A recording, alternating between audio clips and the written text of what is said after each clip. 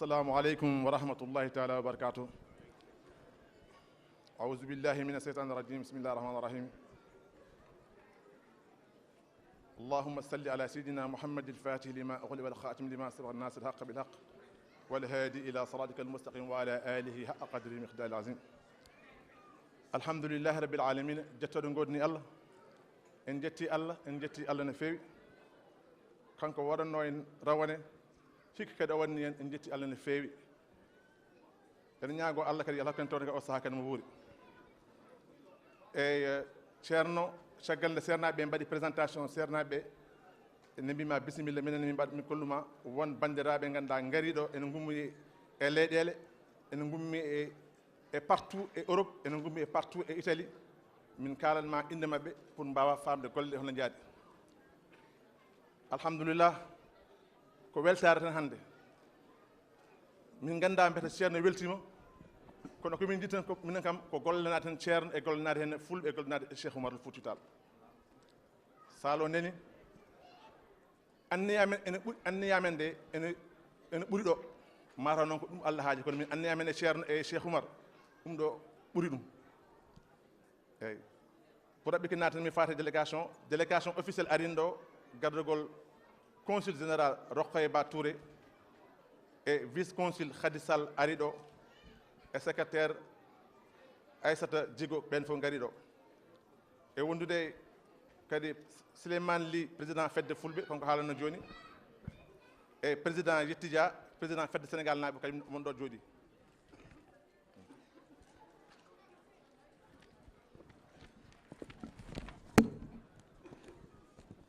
Donc eɗen jogui délégation gummiɗo France ko rendo France en addi ɗum ceerno Amadou Sakke Mbow ene wondude bammen Boun Oumar Ndiaye gawlo Cheikh Oumar rendo Sénégal ari ɗo ene wondude Alassane Samb o addi koye o ummi ko Sénégal pour tawtorede golle men ɗe ɓe pour kadi kamɓe ɓe mbawa wallude e golle ɗe.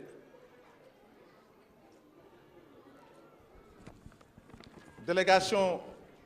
Torino ari ɗo gardugol président Lamine Touré et Aboussi. Délégation Vicenza gardugol ceerno Alassane Niang et ceerno Bassirou Bari. Ene wondude délégation fédération ene wondude fedde Fatoumata Bintou Rasulullahi. Délégation Karamona ko kamɓe teddina ñalawma o ɓe ngari ɗo gardugol ceerno Ibrahima Camara e ceerno Kalidou Kane e ceerno Ousmane Diallo. Délégation Milan ceerno Ablaye Diop e El Hadj Abounia kamɓe gardi e wondude kadi rewɓe mabɓe kadi kamɓe fof ɓe ngari e keewal. Délégation Modena ceerno Ousmane Sy ceerno Moussa Diallo e ceerno Abdourahmane Diop. Délégation Novara Serigne Ousmane Diop et ceerno Mamadou Sy ko ɓen gardi. Délégation Daïra Union Piemonte et Lombardia ɓe gardi doole comme nde ɓe gardi noon rawane ni ko 7 daïra ko ɓen ndendi e gardugol ceerno Souleymane Sy e Cheikh Tidiane Gueye. Daïra Brescia Djibi Sall. Genova ceerno Jenana ɓe ngari Doudou Samba ari o arde ceerno Malal.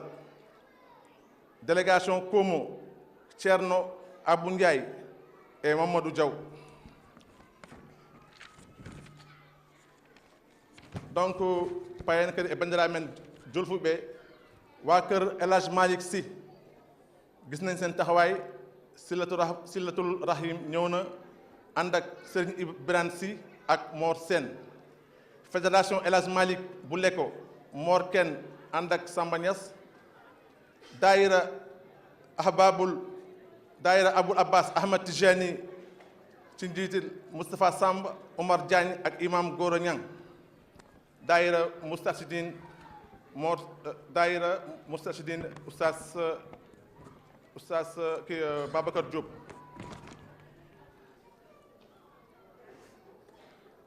Ahbabou Rasoul ceerno mi jaro ɗon seeɗa kamɓe gonɓe ganduɗa kala ko waɗa ɗo ko minen mbaddiɗo programme o gardugol ceerno Oumar Ndiaye kamɓe eɓe balli men e golle ɗe kamɓe e rewɓe maɓɓe e sukaaɓe maɓɓe fof min jettiɓe e min jarnaɓe no feewi eyyi dayira tafsir Balla Seck Abdou Thiam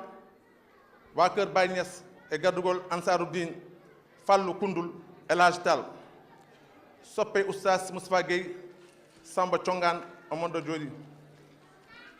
e wonde kadi oustas men oustas Abdou Gueye dayira ceerno Abdourahmane Bari Daha Thiam e Badou Thiam galle Serigne Touba Sidi Fall omon ɗo jooɗi galle Mam Limamou hande ɓe garani kono ɓerde maɓɓe nan ɗo kamɓene koɓe jogui ɓe ñalawma mbaɗo ni hande ɗum to ɓe garani ceerno ko ɗiɗo ko délégation ngaji gonno arɓe ɗo ummiɓe Italie foof ummiɓe Europe gari tawtorede ñalawma men o pour yonnude ñalawma o ɗum ɗo wonno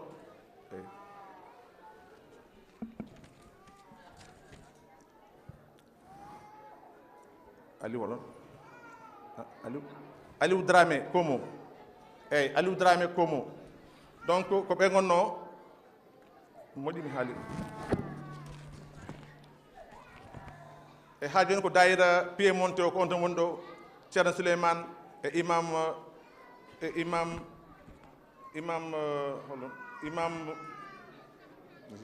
président El Hadj Kane eyyi ko ɓen gonɗo kamɓe ko 7 dayira ɓe ndendi kamɓe gonɗo ɗo hen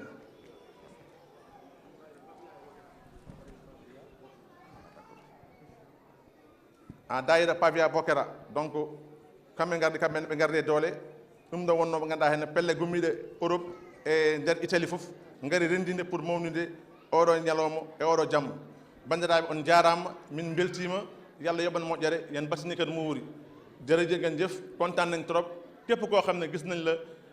peut-être joxuñu la loxo waaye suñu xool egg na ci yow gis nañ tamit seen taxawaay woote yomb na waaye ñu wuy si la moo jafe gis nañ seen taxawaay yéen ñëpp ñu ngi leen remercier di leen sant salaamaaleykum wa rahmatullah léegi nag dafa am loo xam ne surprise la lan leen bëggoon woon loo xam ne ci Cheikh Oumar film la ma jox caméraman yi ñu won ñu tuuti ci Cheikh Oumar loo xam ne dañ ko kar spécial la ñu ñaan nit ñi ñu déglu ngeen noppi ngeen xool ñu barkeelu ci guddi gi loo xam ne lu spécial la ñu ngeen xool ko ku nekk si yéen bu ñibbee dina am lu ma yóbbu asalaamaaleykum wa rahmatullahi taala wa barakaatu ngeen jégal ñu eyi bandiraɓe wonko liggaaɗo musidɗo men Mamadou Samba Mbow wonko addani en ɗo ko RTS ko hono hollum wonko yiɗen holluɗo e Cheikh Oumar ko ganduɗa ene nanetano duuɓe duuɓi enen mbiya Bandiagara enen mbiya holko woni Bandiagara hande noon mon paw guite moon e Bandiagara hande to Cheikh Oumar ganduɗa ɗo to naati ɗo hande mo inchallahu rabbi ma on ji holko Cheikh Oumar gollini Fuutankoɓe holko Cheikh Oumar gollini Afrique holko Cheikh Oumar gollini Afrique aduna foof assalamu aleykum wa rahmatullahi taala wa barakatuh.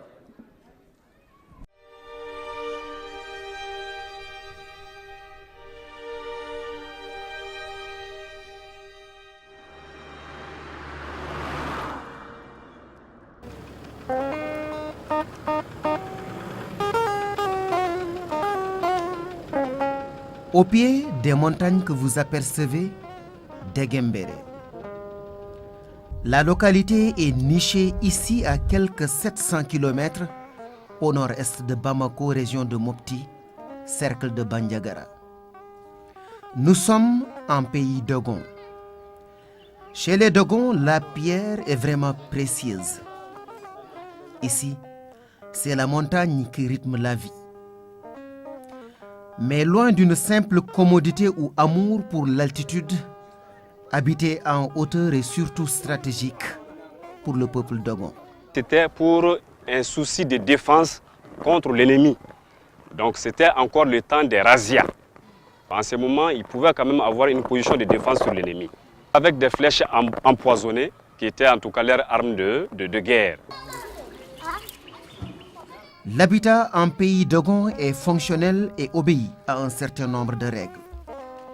Et parmi les espaces sacrés des Dogons, le Tuguna. Le Tuguna est un lieu sacré, selon la tradition Dogon. C'est un lieu sacré et où il est interdit de mentir. Les Tuguna là sont des lieux de retrouvailles des sages. De là-bas, ils ont en tout cas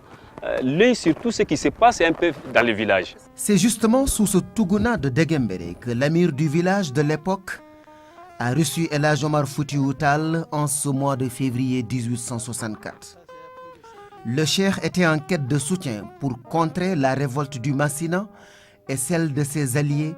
jusqu'à ce qu'il réalise que l'heure du retour à Dieu est arrivée.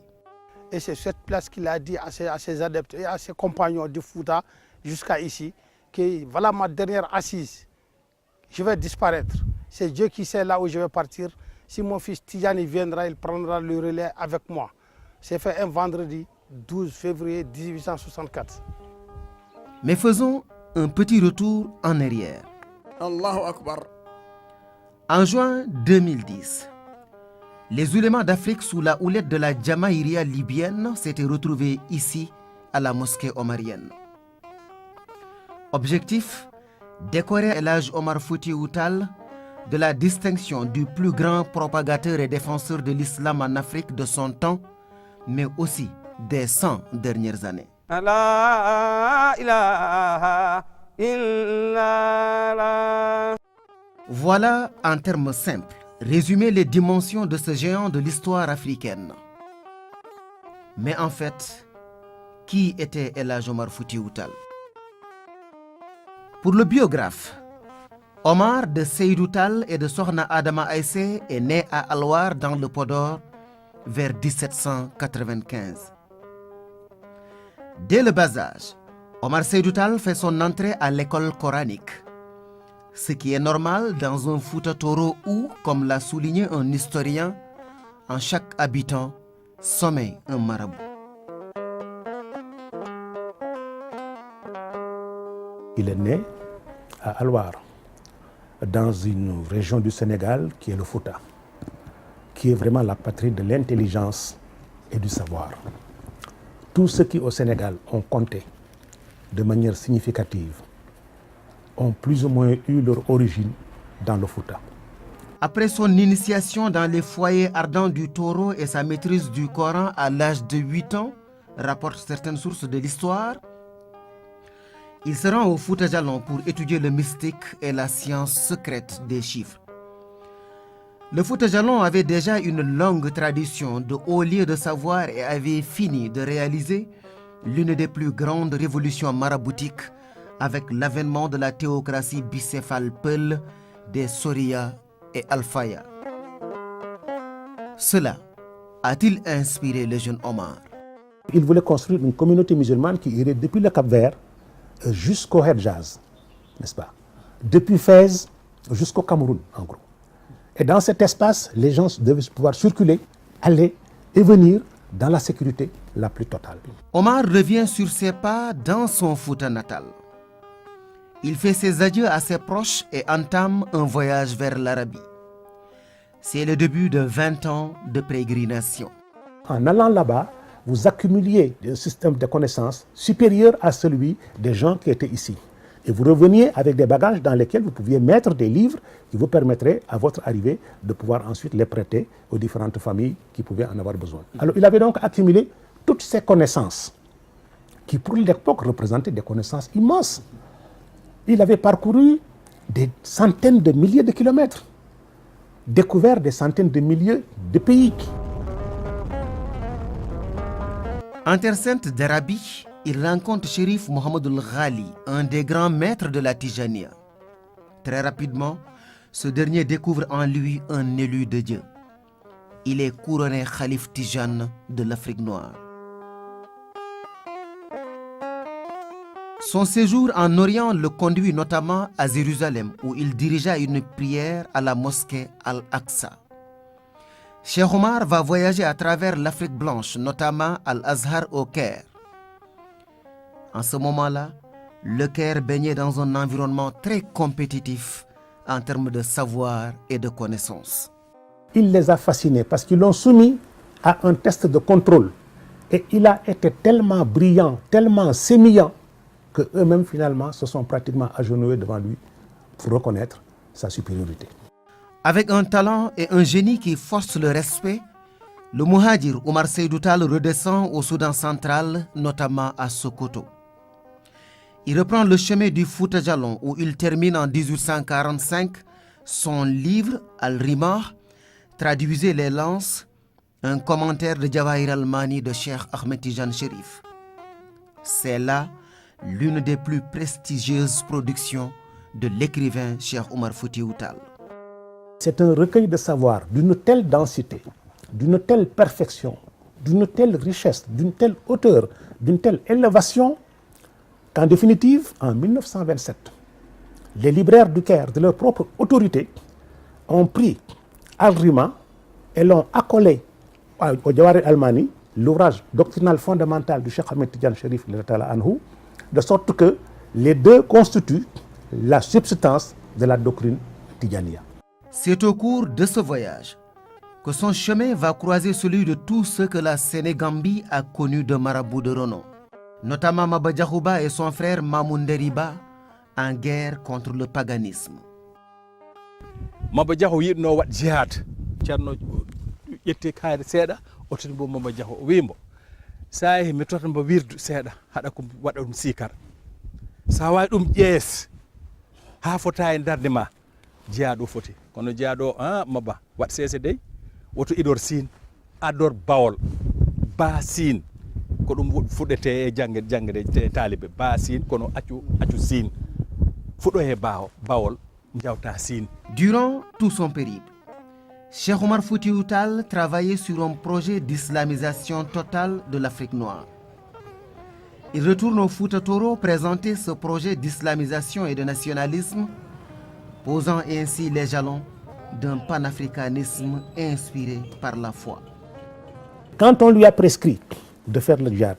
ça a été dans la nuit du 5 au 6 septembre 1852. Il le note dans Al-Rimah en disant « J'ai entendu 3 fois une voix me dire « Tu es autorisé à faire le djihad ».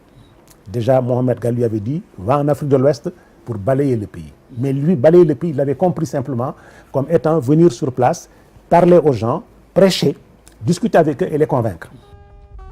Le Fouta n'était plus le Darul Islam dont rêvait Cheikh Omar Foutiyou Tall. Nous sommes dans un contexte d'usure du pouvoir de la lignée des Almami. Des liaisons dangereuses entre le colonisateur et des rois autochtones sont scellées aux grandes dames des masses musulmanes. Le Fouta était aussi victime d'agressions et de razzias de toutes sortes, suffisant pour frustrer l'enfant prodige du Fouta. Il voulait empêcher la domination du Sénégal. Son ennemi principal à cette époque-là était le système colonial. Nous sommes dans le Second Empire, représenté par Napoléon III. Faidherbe était l'homme des milliers d'affaires. Il était également l'homme du parti colonial. Ils l'ont nommé gouverneur du Sénégal en 1854 pour qu'il puisse reprendre la situation en main et pour conquérir le pays. Conquérir le Sénégal, mais aussi ouvrir la voie à travers le fleuve Sénégal vers ce pays qu'on appelle le Soudan. C'était cela son objectif. Alors, quand El Hadj Omar l'a senti, El Hadj Omar a été l'un des premiers, sinon le premier, à avoir vraiment compris le sens du système colonial. Cela n'est écrit dans aucun ouvrage, mais c'est une vérité fondamentale. Le premier discours anticolonial de notre pays a été prononcé par El Hadj Omar. La réforme des mœurs, la revivification de la Sunna et la redécouverte du Coran étaient impératives aux yeux d'El Hadj Omar Foutiyou Tall. Mais par où commencer? Sa stratégie s'est voulue spatio-temporelle. Érudits, aristocrates et foutankés de toutes les couches sociales adhèrent progressivement au mouvement.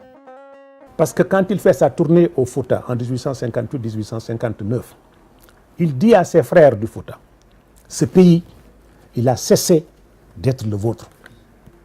L'homme blanc y est venu. Et l'homme blanc a les moyens qui font que vous ne pourrez jamais cohabiter avec lui. Parti de Denguiraï en Guinée, le djihad omarien réduit nombre de palais et forteresses païens. Entre autres grandes batailles, il mène les expéditions sur le Bambouk et sur les royaumes Bamana du Ségou et du Karta. Pour le Cheikh El Hadj Omar ne ko jeenayi Tamba, Goufoudé, Bambouk, Karta, Kingi, Khaso, Woitela, Chayawal et Degembere. Segujoro Cheikh Markoula akabon kosobe dantala. Mais exemple damado da maulatan. Exemple mata watu kurone kama. A fɔlɔfɔlɔ Cheikh Umar ka donni Segu yan nɔ a y'a sɔrɔ diinɛ t'i n'a fɔ a cogoya la.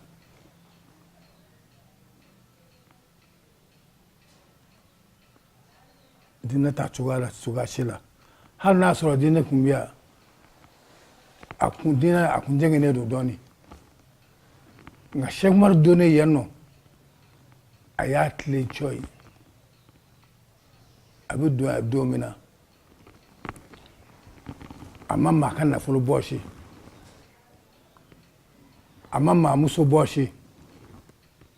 a ma maa den minɛ i la a ma maa ka foro minɛ i la a ye fɛn min di maaw ma a ko ashhadu an la ilaha illallah ashhadu anna muhammadan rasulullah a y'o de jira maaw la. Le Muhajir signe ainsi son entrée dans l'histoire des grands hommes. Grand au sens de Dieu. Toujours parmi les grandes batailles livrées par El Hadj Omar Foutiyou Tall, les campagnes de Médine en 1857 contre l'alliance des Khassonké et des Français, et 5 ans plus tard, la soumission de l'Empire Peul du Massina avec la prise de Hamdallaye, précisément en 1863. L'Empire a été fondé en 1818 après une guerre victorieuse contre le royaume Bambara de Ségou. C'est fait à Nkouma, où ils ont résidé 2 ans. Après consultation de Sékou Amadou et Geladjo, il a promis de quitter et venir s'installer à Hamdallaye, où l'Empire est arrivé à son apogée.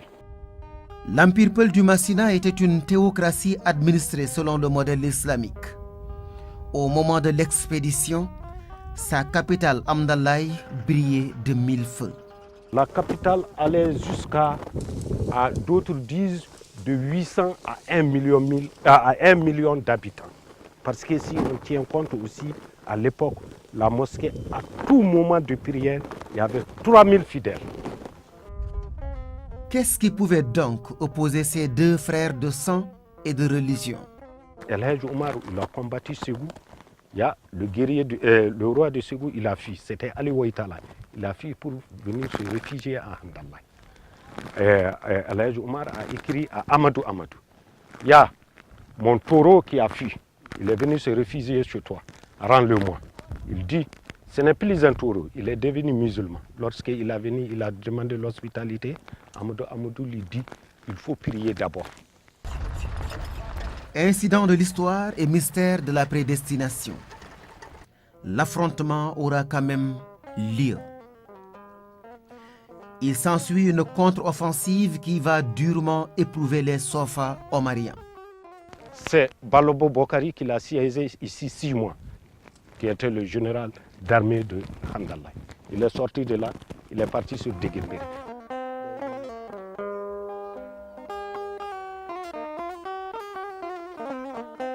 C'est ici, juste derrière moi, qu'El Hadj Omar Foutiyou Tall est vu pour la dernière fois. Nous sommes le vendredi 12 février 1864. Ce vendredi-là, il disparaît mystérieusement dans cette grotte, dans les falaises de Bandiagara et précisément à Degembere. Il disparaît après avoir bâti une communauté sur plus de 300 000 km², dont la seule devise est la ilaha illallah, une pratique parfaite de l'islam telle qu'elle est faite aujourd'hui ici, dans cette partie du Mali, en plein pays d'Ogon.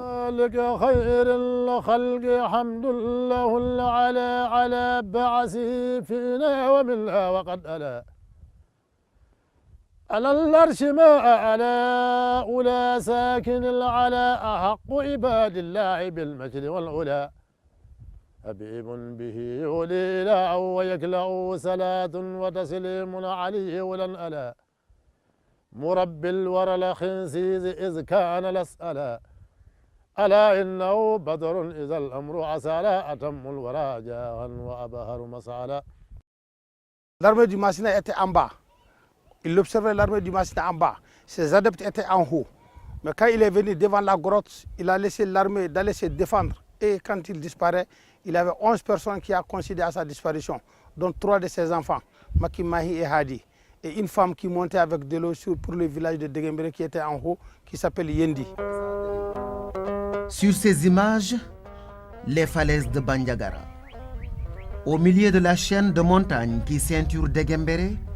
une colline s'illustre par sa couleur blanche et se différencie des autres rochers dominés par la couleur noire. Cet éclat, déjà visible à distance, se renforce au fur et à mesure que l'on s'approche des blocs de pierre.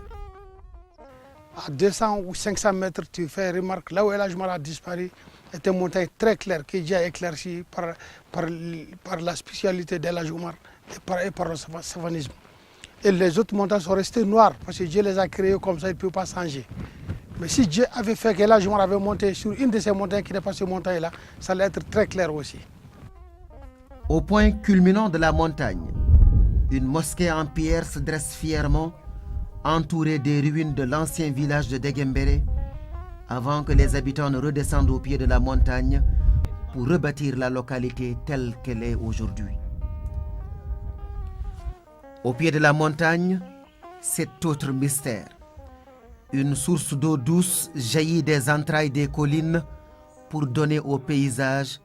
un caractère paradisiaque.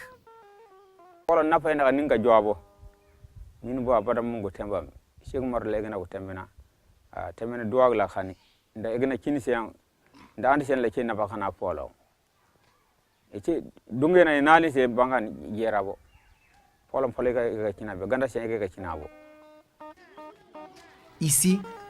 El Hadj Omar Foutiyou Tall n'est pas vu comme un conquérant, mais comme un sauveur. D'ailleurs, au fil des années et devant le sérieux de l'histoire,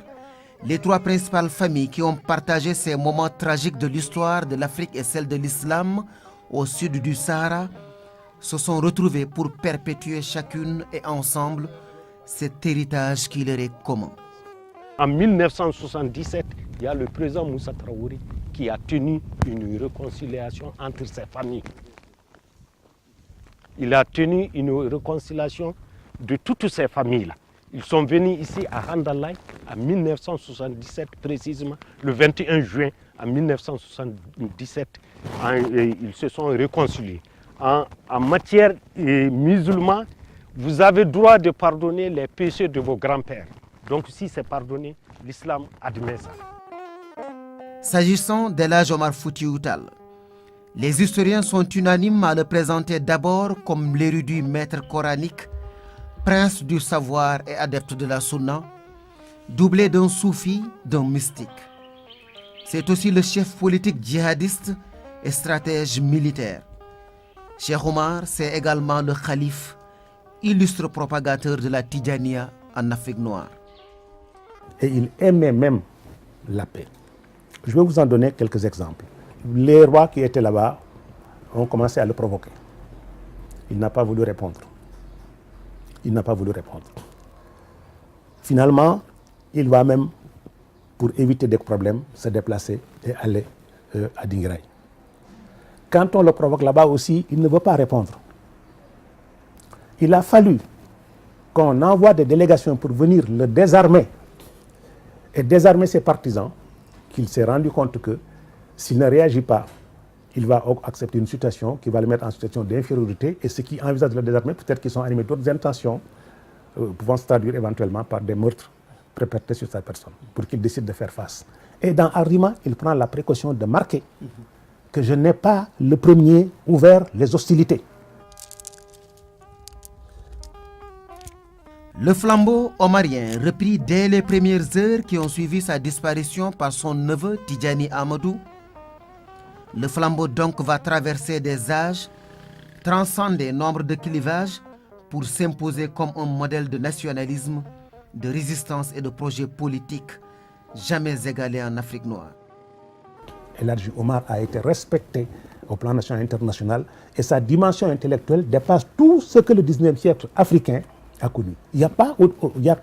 a pas dans le milieu africain au 19e siècle quelqu'un qui ait eu une dimension intellectuelle et universitaire égale à celle de Cheikh Omar. Il a fait, pendant son voyage à la Mecque, 20 ans d'études, d'observations, de notes, n'est-ce pas, d'apprentissage, qui lui ont permis de connaître des civilisations différentes, des régimes politiques différents, des pays différents, des cultures différentes. Il était polyglotte, il parlait plusieurs langues, hein? Il maîtrisait beaucoup de savoirs, il a pris femme dans différentes ethnies.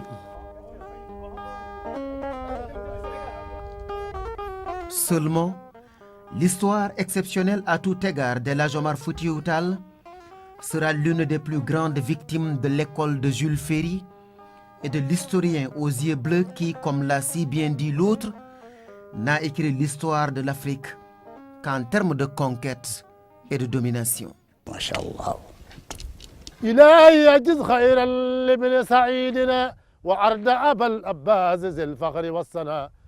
وصل على المختار ذي السودة العليا فيا ربي يا غفار فاغفر ذنوبنا ويسر لنا المقصود في الدين والدنا فذا الشيخ أيده ويسر لنا المنى وأرجو عن انتشان النور والثناء وصل على من ساد ذي السودة العليا.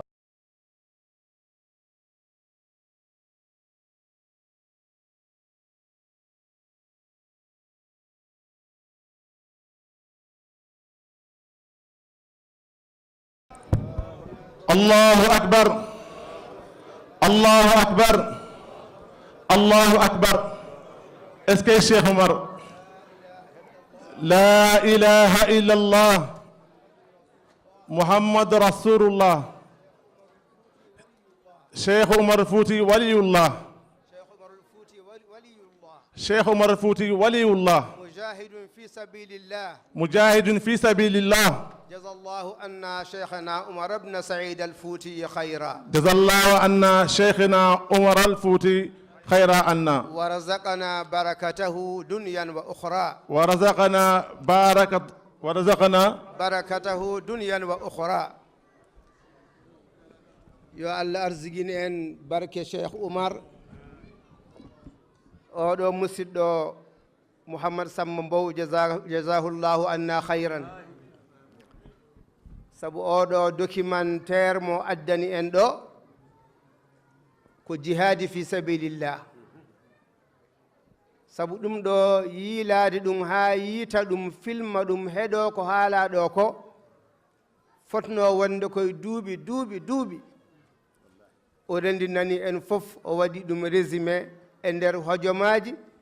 yo Allah yoɓanen mo moƴƴere, yo Allah rokku en barke Cheikh Oumar. Cheikh Oumar o naati degembere no historien o wiiri ni, nde o naatata ɗon o wi nazalna ha huna thumma irtahalna kada dunya nuzulun wartihalu yadhunnu almar'u fi dunya khuludan khuludu almar'i fi dunya muhalu. yo Allah yoɓan en mo moƴƴere, yo Allah yoɓan en mo moƴƴere. ceerno Mouhamadou Nour dental rendo, yo Allah yoɓ moƴƴere, yo Allah nawru ɗum yeeso. ɗum ɗo min mbiyata on tan ko inchallahu ndeɗo jonde ma won sababu kumtogol dendagal haajuji meɗen. eɗen kulanno ɓesgu meɗen janggo, eɗen kula fitinaji rewɓe men e leydi he, eɗen kula kidisaji gonɗi e leydi he, eɗen kula liggeyaji gasi, liggeyaji ngala, e retraitaji donkama yo keɓe, hujjaji men ene jooli ha heewi. inchallahu ɗum gasi hande, inchallahu barke Cheikh Oumar ɗum gasi hande. hangadin en kulani haydara, tinnoɗen tan jaggen e ɗum ɗo ha tiiɗa. Cheikh Oumar lu Fouti kala dawanɗomo o hirdanoma, sikki ala hen. ɗum noon yo Allah yoɓ moƴƴere. minen ne kadi alhamdulillahi rabbil alamina min beltanima on lomtade khalifa o. inchallahu khalifa o weltanima on, o duwima ne kadi taw ko ɓernde ɓumde duwaw Cheikh Oumar duwanino taniraɓe moɗon nde o natata degembere o tiimi e fuutankoɓe heddinoɓe ne gonno less o wi Fuuta yo Allah waɗe mon barke Gore Fuuta yo Allah waɗe mon barke on duwaw kanko ceerno Bachirou e ɗemgal taani ko omo duwano en enen fof yo Allah waɗan en barke yo Allah waɗe e ɓesguji meɗen barke waɗa e arsigaji meɗen barke walhamdulillahi rabbil alamin. Alhamdulillah. Mention spéciale à Mamadou Samba Mbow. Golle ma jooɗi peewi. Mention spéciale à la RTS. Min jettima kadde jettare. Emin jetta kadi hen mo ganduɗa hen badde sababu ha garɗa woni hen Royal Air Maroc walli en ha dañen beeji ɗiɗi gaddere Mamadou Samba Mbow o arde hen banimen debbo Aminata Wade ɓe golli ɗe golle joɗɗe onon fof on jiiri ko ganduɗa koɗo nanano oɗon nanano hande on jii Degembere hande on jii hen Bandiagara yimɓe cikka noon ko Bandiagara dekata ko Degembere woni carrément ko toon Cheikh Oumar naati alhamdoulillahi rabbil alamin mbokk yi gis ngeen lii li nga xam ne RTS moo ñu ko liggéeyal ci koo xam ne mooy Mamadou Samba Mbow moo defar reportage bi ki nga xam ne moo ñu liggéeyal liggéey bu rafet bi ñu ngi sant yàlla bu baax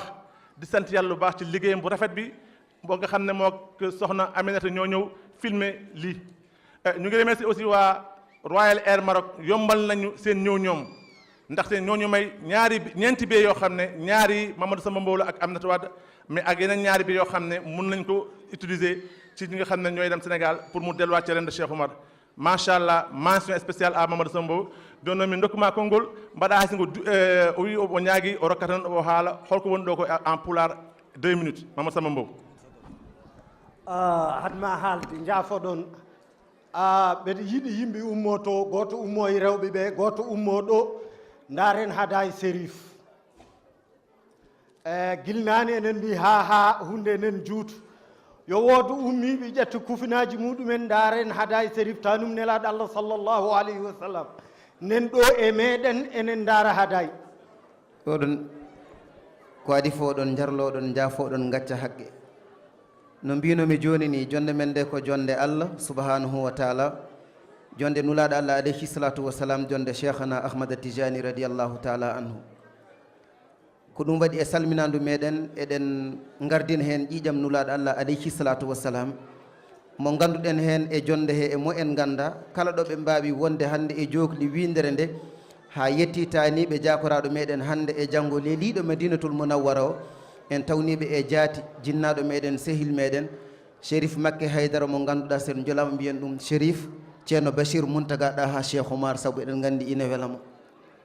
so ɗum ɓenni dendagal ɓesgu Cheikh Oumar ko wiyete hen ɓesgu ƴiƴam e ko wiyete hen almuɓe e ko wiyete hen yiɗɓe dendagal ko Allah tagno muuyi yeɗi ɗum Cheikh Oumar ɓamde ñande o dawi halwar ha ñande o dari e Dagambere no Chérif wiiri joni ni o yeeƴi e Fouta o wiɓe Gore on jarama yo Allah waɗe moɗon barke dendagal ɗum ɗo foof en dendini en calmini en juurima en tawni ɗum e jaati Nourou Cheikh Oumar Muntaga ɗaha Cheikh Oumar Nourou Cheikh Oumar Muntaga ɗaha Cheikh Oumar gote mon foof min calmina ɗum miɗen jetta ɗum miɗen ñaagui yafuya ko nanɗon ɗo joni ko haala ko e farayse wonko woni sababu muɗum musidɗo meɗen Ousmane Samb mo ganduɗa jeeya ko e jeunesse rendo gardiɗo Dakar immi toon délégation o wi nane sa wi ɓiɗɗo pullo Cheikh Oumar aɗa manta Cheikh Oumar e yesso muɗum walla aɗa mawnina Cheikh Oumar e yesso muɗum walla aɗa fooɗa ɗum e Cheikh Oumar way kono weddade nangue walla weddade asaman ɓooɗe ni saabu kala ɓiɗɗo pullo kala biyowo mbimi ina yiɗi Cheikh Oumar heddi ko anda walla o wasa andude holɓe kaldeten ko aduna teŋti noon e ɓen windunoɓe tarih e Cheikh Oumar kaali e muɗum ko wodani ko ɓen garnoɗen yeddude e barke Cheikh Oumar golla ko e dumunna dabɓo taw kadi ko dumunna jawɗo gonduɗo e kawisaji Allah ziyara ceerno Seydou Nourou Tall ina fandi Racine Talla directeur général RTS wiyomi ɗoftu ɗum ene yahata galleji ceerno Madani en ne salminodira e mabɓe beele ɓe jewtide ko fewti e ziyara o nde min jetti toon ɓe goni e haalde holko ɓe jiɗɗi gollanede ɓe namdi ko woni miijam mbimi dendagal ko mbaɗɗen ɗo waɗanoma so wona tan en jahani Dagambere taw yimɓeɓe ina nana ɗum ina haale kono noon ha joni yiyaka taw ɓe mbi bisimilla wadde yo waɗe hakkude ɗon e ziyare o ina heddino fodde balɗe sappo ma Mali yeehe te ina hawri e fiyande Mali fitina mo ganduɗon o nde min mbi miɗen gimmo Dakar miɗen jaaha ambassadeur Sénégal gonɗo Mali o wi woto min gara saabu ina waɗi fitina mamin ndewa to wiyete sévaré te bandiji ɗi ganduɗon ɗi hono baɓɓatti ɗi jettinoma toon kono noon alhamdulillah rabbil alamin tawde ko Cheikh Oumar yahante tawde ko Cheikh Oumar gollante kulhuli ngala Allah hoddiri jaaɗen toon jaaɗen ha daga mbere no jiiruɗon ni Bandiagara ndewɗen segu ceerno mbiɗen ɗum ɗo yo won fuɗɗode e film documentaire mo ganduɗa omo yaaji saabu ma won fodde kelle nogas ɗum ɗo ko hen hello woto tan beele waɗe image simte seeɗa e ko yimɓe poti wawde famde e Cheikh Oumarul Foutiou saabu en nani gando goto Chérif Ndiafoɗon ane ceerno Nourou o wi kala biyowo Cheikh Oumar ko o woni nene makko o woni bamma ko ɗo o jibina ko ɗo o rewi ana anda Cheikh Oumar defɗa tan koko winda e bindi o wi Cheikh Oumar so tawi waliyaɓe Allah ɓe ina jooɗi hadara Allah ina mbaɗa batu damal ngal nulaɗo Allah alayhi salatu wasalam natirta ngal ko ɗon o natirta o wi Cheikh Oumar kadi to hadara Allah wona Cheikh Oumar o wiyete o haali inde nde Cheikh Oumar wiyete en dokkaka jamirore haalde ɗum ɗo henna Cheikh Oumar Dine Tall radiallahu taala anhu ni woni on saaha gartuɗen golle ɗe golla taw koye sifa ɓurɗo yawde waɗi dillere mawde kono sirru Allah gonɗo hen o woni ne jaaɗen Mali nde ina hawri e fitina hay chauffeur nawonneɗo on o wino ko o suusayade kono noon seeɗa ɓe e sembeji mabɓe e duwuji mabɓe golle ɗe jeehi golla firo muɗum e pulara fuɗɗama gasani taw so Allah jaɓɓima on keɓoy ɗum kono ɓurno hen tidde tan ko jiyon on saaha natal ngal min mbino somin gimmima Mali min gadorto taw ko dinguiray on saaha min ndewa tan ɗo rewano alhamdulillahi rabbil alamina ko gollat ɗum e jawdi ko ina heewi kono eɗen gandi Cheikh Oumar hay hunde ala ko ronki en nani Nourou Cheikh Oumar wi kamɓe ala ko Cheikh Oumar rokkani ɓe sago makko e yidde makko komo kala e meɗen daña e Cheikh Oumar kamɓe koɓe dañi ko kono kamɓe hande o hay hunde ɓe dartani ko Cheikh Oumar addaniɓe ko ina yona o waɗi yamirore o waɗi jawdi makko o waɗi relation ngaji makko o wi wondeno rogere nde min mbaɗoyta dinguiray hono guine nde ko kanko waɗata min ƴetti bagage emin jaa hawre rafi biyeteɗo Ebola o jooli ha nen mbi joni noon tawde wona minen tan jahatate jambaragal e cuusal fotani yo min pat ko ɗum woni sababu on saaha rogere nden suwa arde taw oɗon jarlo oɗon jaafo faray so o firti ko mbiɗen ko aduna o kaldeten so Allah jaɓi hen hunde fof ma on keɓ ɗum e pular eɗen jiiɗi waɗe e bambarankore saabu on nani toon tanum Cheikh Oumar khalifa Cheikh Oumar ne haala bambarankore haalta pular on nani toon dogon en donc on jii leydi dogon en kamɓe ko kaaƴe ɓe gandi dow hayre to en ko wayno caalel ko nde Cheikh Oumar ari nde ko ɗon o adi jippade o haalde e joom wuuro o bismimo on saaha noon nde ala ko heddoyi so wona omo natoya e hayre he o waggini ko wagginanno ko ɗum ko tarih yimɓe foof ina gandi ko ɗum jibini hande ko on jii hen hamdallahi min pirliti ko haare hamdallahi nde kono noon yimɓe foof gandi hakkude Cheikh Oumar e hamdallahi hoddire joli no nulaɗo Allah wino ni eɗen gandi guila fitnatul kubra fitnaji mbawa wasde wadde kono hande ɓesguji ɗi kawriti pamodiri gonti neɗɗo goto fitina ala ɗum woni ko jiiɗon ɗo ko ɓamde dinguirayi jihadi makko ko imminno ɗum o finan tan o wi omo felloya o heeɓi yamirore kono o faadi ko hawo toña kadi no mbiɗen ni wona ha o faggo walla o yiilo hen inde walla yettode ala ko ha konngol la ilaha illallah wawa jaalade Allah rokkimo noon yaadinde hen tijaniya mo ganduɗa no mbiɗon ɗo ni ko kanko adi hen tenen kadi en gandi ko kanko sakkiti hen keɓɗo fof ko kanko rokki ɗum yiɗi noon añi noon ko noon woni no Allah waɗani Cheikh Oumar e ni woni noon ha ko tuuba koɓe kaloyno hen ko mbiɗen so tawi ina jeeya e yimɓe ɓe ganduɗa hande no tubaɓo yimirno nulaɗo Allah ni to banggue hawede ko hesɗitini ɗum caggal nulaɗo Allah alayhi salatu wasalam feeñi koye makko kanko Cheikh Oumar jihadi makko ko seeɗa e suufiya makko inde makko e yettode makko ko seeɗa e gueɗal ngal Allah rokkimo to hadara Allah ɗum noon jaafoɗon oɗon jarloɗon jaafo mi yiɗano junnade ɗo henna kono ɗum ɗo foof dey ko yeyete ko foof dey ko doole e sembe e kattanɗe Cheikh Oumar ɗe eggi hana Ahmada Tijani radiallahu taala anhu eggi e nulaɗo Allah alayhi salatu wasalam e sirru muɗum to Allah subhanahu wa taala wona enen wona goɗɗo ko Allah ene laaɗo muɗum e Cheikh Oumar assalamu aleykum wa rahmatullahi taala wa barakatuh. a jarama Mamadou Samba Mbow golle ma jooɗi peewi yalla yoɓe moƴƴere yalla junno balle ma sa wuuri tan fulɓe daña jarama Seydi Mbow eyi eɗen mbiya bandiraɓe oɗo hande ko direct e ganduɗa to wiyete hen Facebook confirme may Tijania et encore ene hollire kadi e vous CMT multimédia AT CAT multimédia.net kamɓe ɓeɗo hen kamɓe jogui hen programme o ceerno sa yi oɗo programme no wayni ɗiɗo télévision ngaji e no wayi yodde ni neɗɗo kala to joni ene yiya ko ɓeɗo sukaɓe Mourchid TV kamɓe ligui oɗo ligguey joɗɗo eyyi donc eɗen en mbiyama ɗo hen véronaɓe gaari ɗo gardugol ceerno Amadou Ñokkane et président Aliou Gueye kañum min jiiɗum Aliou Gueye gisnalle fi merci beaucoup ñu ngi lay remercier sa taxawaay donc ko so ɗum yewti dokken Seydina Aliou o yetta bandiraɓe ko golla ko foof caggal Allah e nelaɗo mum kanko woni président d' organisation kala ko yooɗi ɗo e kala ko feewi ɗo e gardugol makko ko hen feewi eɗen jetti ɗum Allah no feewi Seydina Aliou konko arema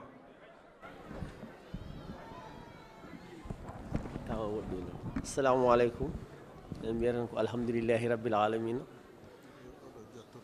alhamdulillahi rabbil alamina hikka waɗi en 4e édition mo mbatten eɗen jettir ɗum kadi Allah no feewi saabu enen fof hannde en ndi holko rendo addani en eɗen jetti ɗum Allah eɗen jetti ɗum Allah saabu hannde enen cikkanɗen ko rendo garɗen ko wallude rendo nde ko rendo ari wallude en minen min puɗɗimo yiide nafoore mum min ñaagui tan Allah ko mo wuuri eɗen mbawa dañde stade mo ganduɗa julɓe fof ne mbawa toon hawrude mbaɗa golle joɗɗe kadi no kewɗen wadde ni julɓe fof ndenda mballodire e golle he so ɗum ɓenni noon fedde Adama Aissa ina yette e darde mabɓe kama e fedde ansari din ɓe e ahbabou rasoul rewɓe guila heccenke ha joni aɓe ɓe mballodira e men sukaɓe mabɓe e rewɓe mabɓe e joom galleji mabɓe foof gaari darima e golle he ɓe kolliri ko enen ndendi ligguey o yo Allah hokku en barke Cheikh Oumar en jarama tango kadi rabɓiɗi continue golle assalamu aleykum a jarama Seydina Aliou e ceerno Souleymane Sy to Pavia min jii gargal moon kadi min jiiɗi kadi kaala kadi anen hen ɗo ko hayso mintaji ɗiɗi eyyi ene famɗi أعوذ بالله السميع العليم من الشيطان الرجيم بسم الله الرحمن الرحيم وصلى الله وسلم على رسوله الكريم سيدنا محمد وعلى آله وصحبه أجمعين caggal ɗum en calmini dendagal bandiraɓe eɗen juuroɓe eɗen gardine ziyare he hono khalifa meɗen mo Allah ardini ɗo henno hono ceerno Makky Haydara eɗen calminoma eɗen juuromo e inde dendagal bandiraɓe ɓemin gardi ɓe daira Pavia e Wagara Allah addi min ɗo henna notade noddangu islam ngu rendude mon golle ɗe ina wayno ardino dental ko pertida amin Alhaji Kane o saarno hooti galle heddiɓe ɓe ɗon nan ɗo hen gonde amen ina gondemo ɗon jamma he ina ballodiramoɗon e golle ɗe donc ko weltare tan ko kanko fonno yettude konngol ngol kono kadi min lomtomo hen no wayno ko yettude Allah tan e ñagata kadi yo Allah hokkino wattudnimo wuuri ko golla ko kadi yo Allah jaɓan en golle ɗe waɗa ɗum golle alliyankoje jaɓade ɗo Allah bi jahi rasulillah sallllahu alayhi wa sallam ɗum noon min daɓɓinno e haalede min mbasa junnade hen min calmini on min juurima on yo Allah hokkino kadi wattudnimo wuuri bi jahi rasulillah wassalamu aleykum wa rahmatullah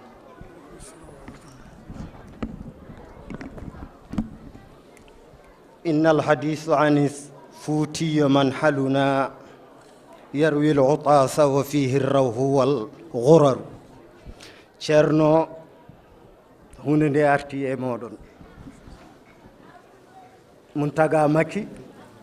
ceerno wi yom totti Muntada Saïd بسم الله الرحمن الرحيم الحمد لله رب العالمين والصلاة والسلام على مولانا رسول الله صلى الله عليه وسلم ورضي الله تعالى عن الصحابة وعن التابعين أجمعين وعن شيخنا ومربينا الشيخ أحمد التجاني وعن المجاهد الأكبر وارث سره مولانا الشيخ عمر الفوتي رضي الله تعالى عنهم أجمعين. أيها المسلمون، أيها الأحباب، الشيخ عمر الفوتي رضي الله تعالى عنه نسلمكم جميعا، واعلموا أن رضي الله تعالى عنه ولد فوفوتا. بندرابي hande en kawri e ngoɗo wuro teddungo e diɗo leydi teddundi ndi ganduɗa ko ɓiɓɓe fuutankoɓe, ɓiɓɓe fulɓe, ɓiɓɓe sénégal, ɓiɓɓe afrique, kawruɗo hande mawninde koye mun en, kawruɗo hande mawninde cheikh oumar al fouti radiallahu taala anhu. hanki mbiɗa haala mbiɗa wiya cheikh oumar al foutiyu sinno ko tubako italien wonno, allah no wawno wadde ɗum, walla o wonino hawsanke, walla o wonino e leƴƴi goɗɗi, enen fulɓe ma en jaɓa wilaya makko, ma en jaɓa diiniyankaga makko, kono en mbatta honde ndi. sa yi en mbaɗa honde ndi ko wonde mo pullo, wonde mo fuutanke addine on teddindemo, wonno wadde teddinɗen ko kaye meɗen. noon enen fof allah jarama, en jarama. kadi kanko mo teddinten o hono cheikh oumar al fouti koye galle gandal o jibina. cheikh oumar fouti o ala tan kanko o woni ko ala o taw o jibina ko e jinnaɓe tedduɓe, te bammo ko taw ɓe haala e mum seeɗa ko adi ko miɗe ɓenna. bammo ko kana aliman taqiyan wari'an zahidan mutawakkilan ala allahi subhanahu wa taala. hono bamum cheikh oumar al foutiyu ko gando wonno, ko kulɗo allah, kadi ko gorko bakkiliɗo e allah, kadi ko hafidan li kitabillahi taala, kadi ko mujaba dawa. kanko saïd kala ko ñaguino allah, allah ene jabanomo, ko jabanaɗo duwa o wonno. on woni bamum cheikh oumar al fouti. kadi mi haala hunde tan ko faati e wakkilare makko kanko saïd bun ousmane. allah jarribimomo e saaha o ala ko wurni galle makko jooɗima kono timma balɗe tati ɓe ñamani, kono ñaame ala e galle he. de allah hokkimo hunde seeɗa ko foti ñamminde galle makko, kono seydatuna adama ayse o felliti defande sukaɓeɓe ko ñaami. allah hoddiri goɗɗo ari ene wullitomo kadi ne ala ko ñaami. kanko seydina saïd o wi adama ayse tottumo ñamduɗo, o wima ala annene, o wi hande baltati sukaɓeɓe ñamani, o wi tawakkuli ala llah, bakkilima koye allah, hokkuɓe ɓe ñaama. kanko ne kay fam tasalatil amre, o waɗi ko on wima ko, o hokkiɓe. kono kanko saïd bun ousmane bamum cheikh oumar al foutiyu o ummi ɗon, o fayi jama juulede tisbar, o woni toon ha caggal takosan, omo andi ko acci galle makko ala ko woni toon, juula garta jiya sukaɓe ma galle ma ñamani ɗum tiiɗe makko. o woni toon ha caggal takosan o artaji, nde o juuli takosan o arti galle makko. hono adama ayse wiimo ande wonko ari ɗo caggal ma, o wima awdaka llahu saaka, ko dokkunoɗa ko de allah artiri ma. allah artiri ɗon ko gorko biyeteɗo ahmad moustapha, ko halwarnajo ɗon o jeeya. o nani anna saidan lam yakun lahu chey'u min al qut mundu salasata ayamin ay fastaada. o molni allah, o wi jaam ɗum no wawi wonde, hono oɗo seydi oɗo jiyaɗo allah o jooɗo fodde dumuna baɗni o ala ko ñaami. wastarjaa wa amara khuddamahu an yaftahu makhzanatan min makhazini qutihi wa yahmilu jamia ma fiha min alzar'i ila darihi. eywa o wi maccuɗo makko uddir magasin ngajam ɗi, o uddiri hen goto yaltina gawrdi ha laaɓi. kanko e on ɓe doni ɓe nawi galle makko hakkude tisbaɗo e takosan. nde saïdou arti tawi galle mum waɗi guura, ko allah artiri makko fodde ko wanno ko. kadi ko ɓuri mawnude e gueɗe cheikh oumar, wonka allah joni wi wonde cheikh oumar o reeni qur'ana ko duuɓi 6 ko noon woori. o reeni qur'ana ko e junngo biyeteɗo gira hammad, on ko halwarnajo on jagino qur'ana koye onon naati jangde kono o reeni qur'an koye jungo mum o reeni qur'an o yaani duuɓi 6 kadi hono cheikh oumar foutiou kana mubakkiran mudhiran lilwilaya wa min ajaibihi annahu dhata yawmi maa الsibyan ليحتبطوا فشرع كل واحد منهم يخبر بمراده ومرغوبه والشيخ ساكت ولم يذكر شيئا ko ɓuri kadi hawnade e cheikh oumar o feññini waliyagal makko law de allah hoddiri o meeɗi gotol kanko sukaɓe ɓuuri ɓe jeehi ɓe teenoya goto fof e maɓɓe ene haala fodde ko yiɗi heɓde janngo fodde ko yiɗi wonde janngo goto fof niya ko ɗum ɗo jimmi wonde goto fof yiya ɗum ɗo jimmi heɓde hono biyeteɗo abdoullahi aw ko halwarnajo on wimo cheikh oumar ande goto fof ne haala ana haalani anne haal o wi oumar wi min de jimmi ko an aqra al uluma kullaha wa hajja beyt allahi al harama fi makka wa azura nabiyi sallllahu alayhi wa sallam fi madina o wi min noon woni muyade min de oumar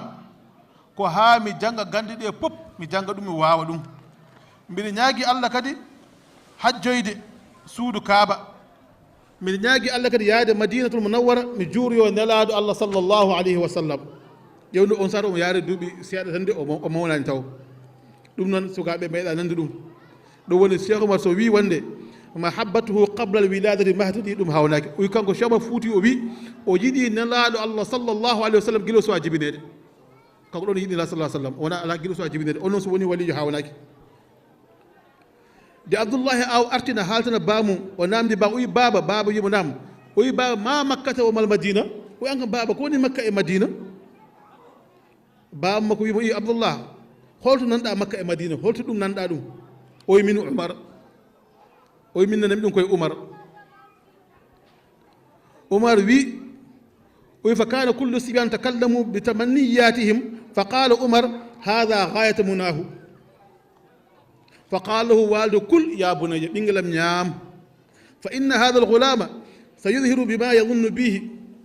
o wi oɗo suka de komin jikki e makko inchallahu mawla so mawnima o feññi ɗum on nani de ɗum woni on woni cheikh oumar kadi heewi ko walli fi e defte cheikh oumar ko gando kadi o walli fima defte kewɗe ene hen deftere wiyetede safiatu saada ɗon ene tengtina yiddi makko ene laaɗo allah sallllahu alayhi wa sallam ɗum woni hay enen fuutankoɓe en jiɗa neɗɗo ha foti e nela sallah sallam kala kaalaɗo allah nelaɗo allah sallam ɓurni en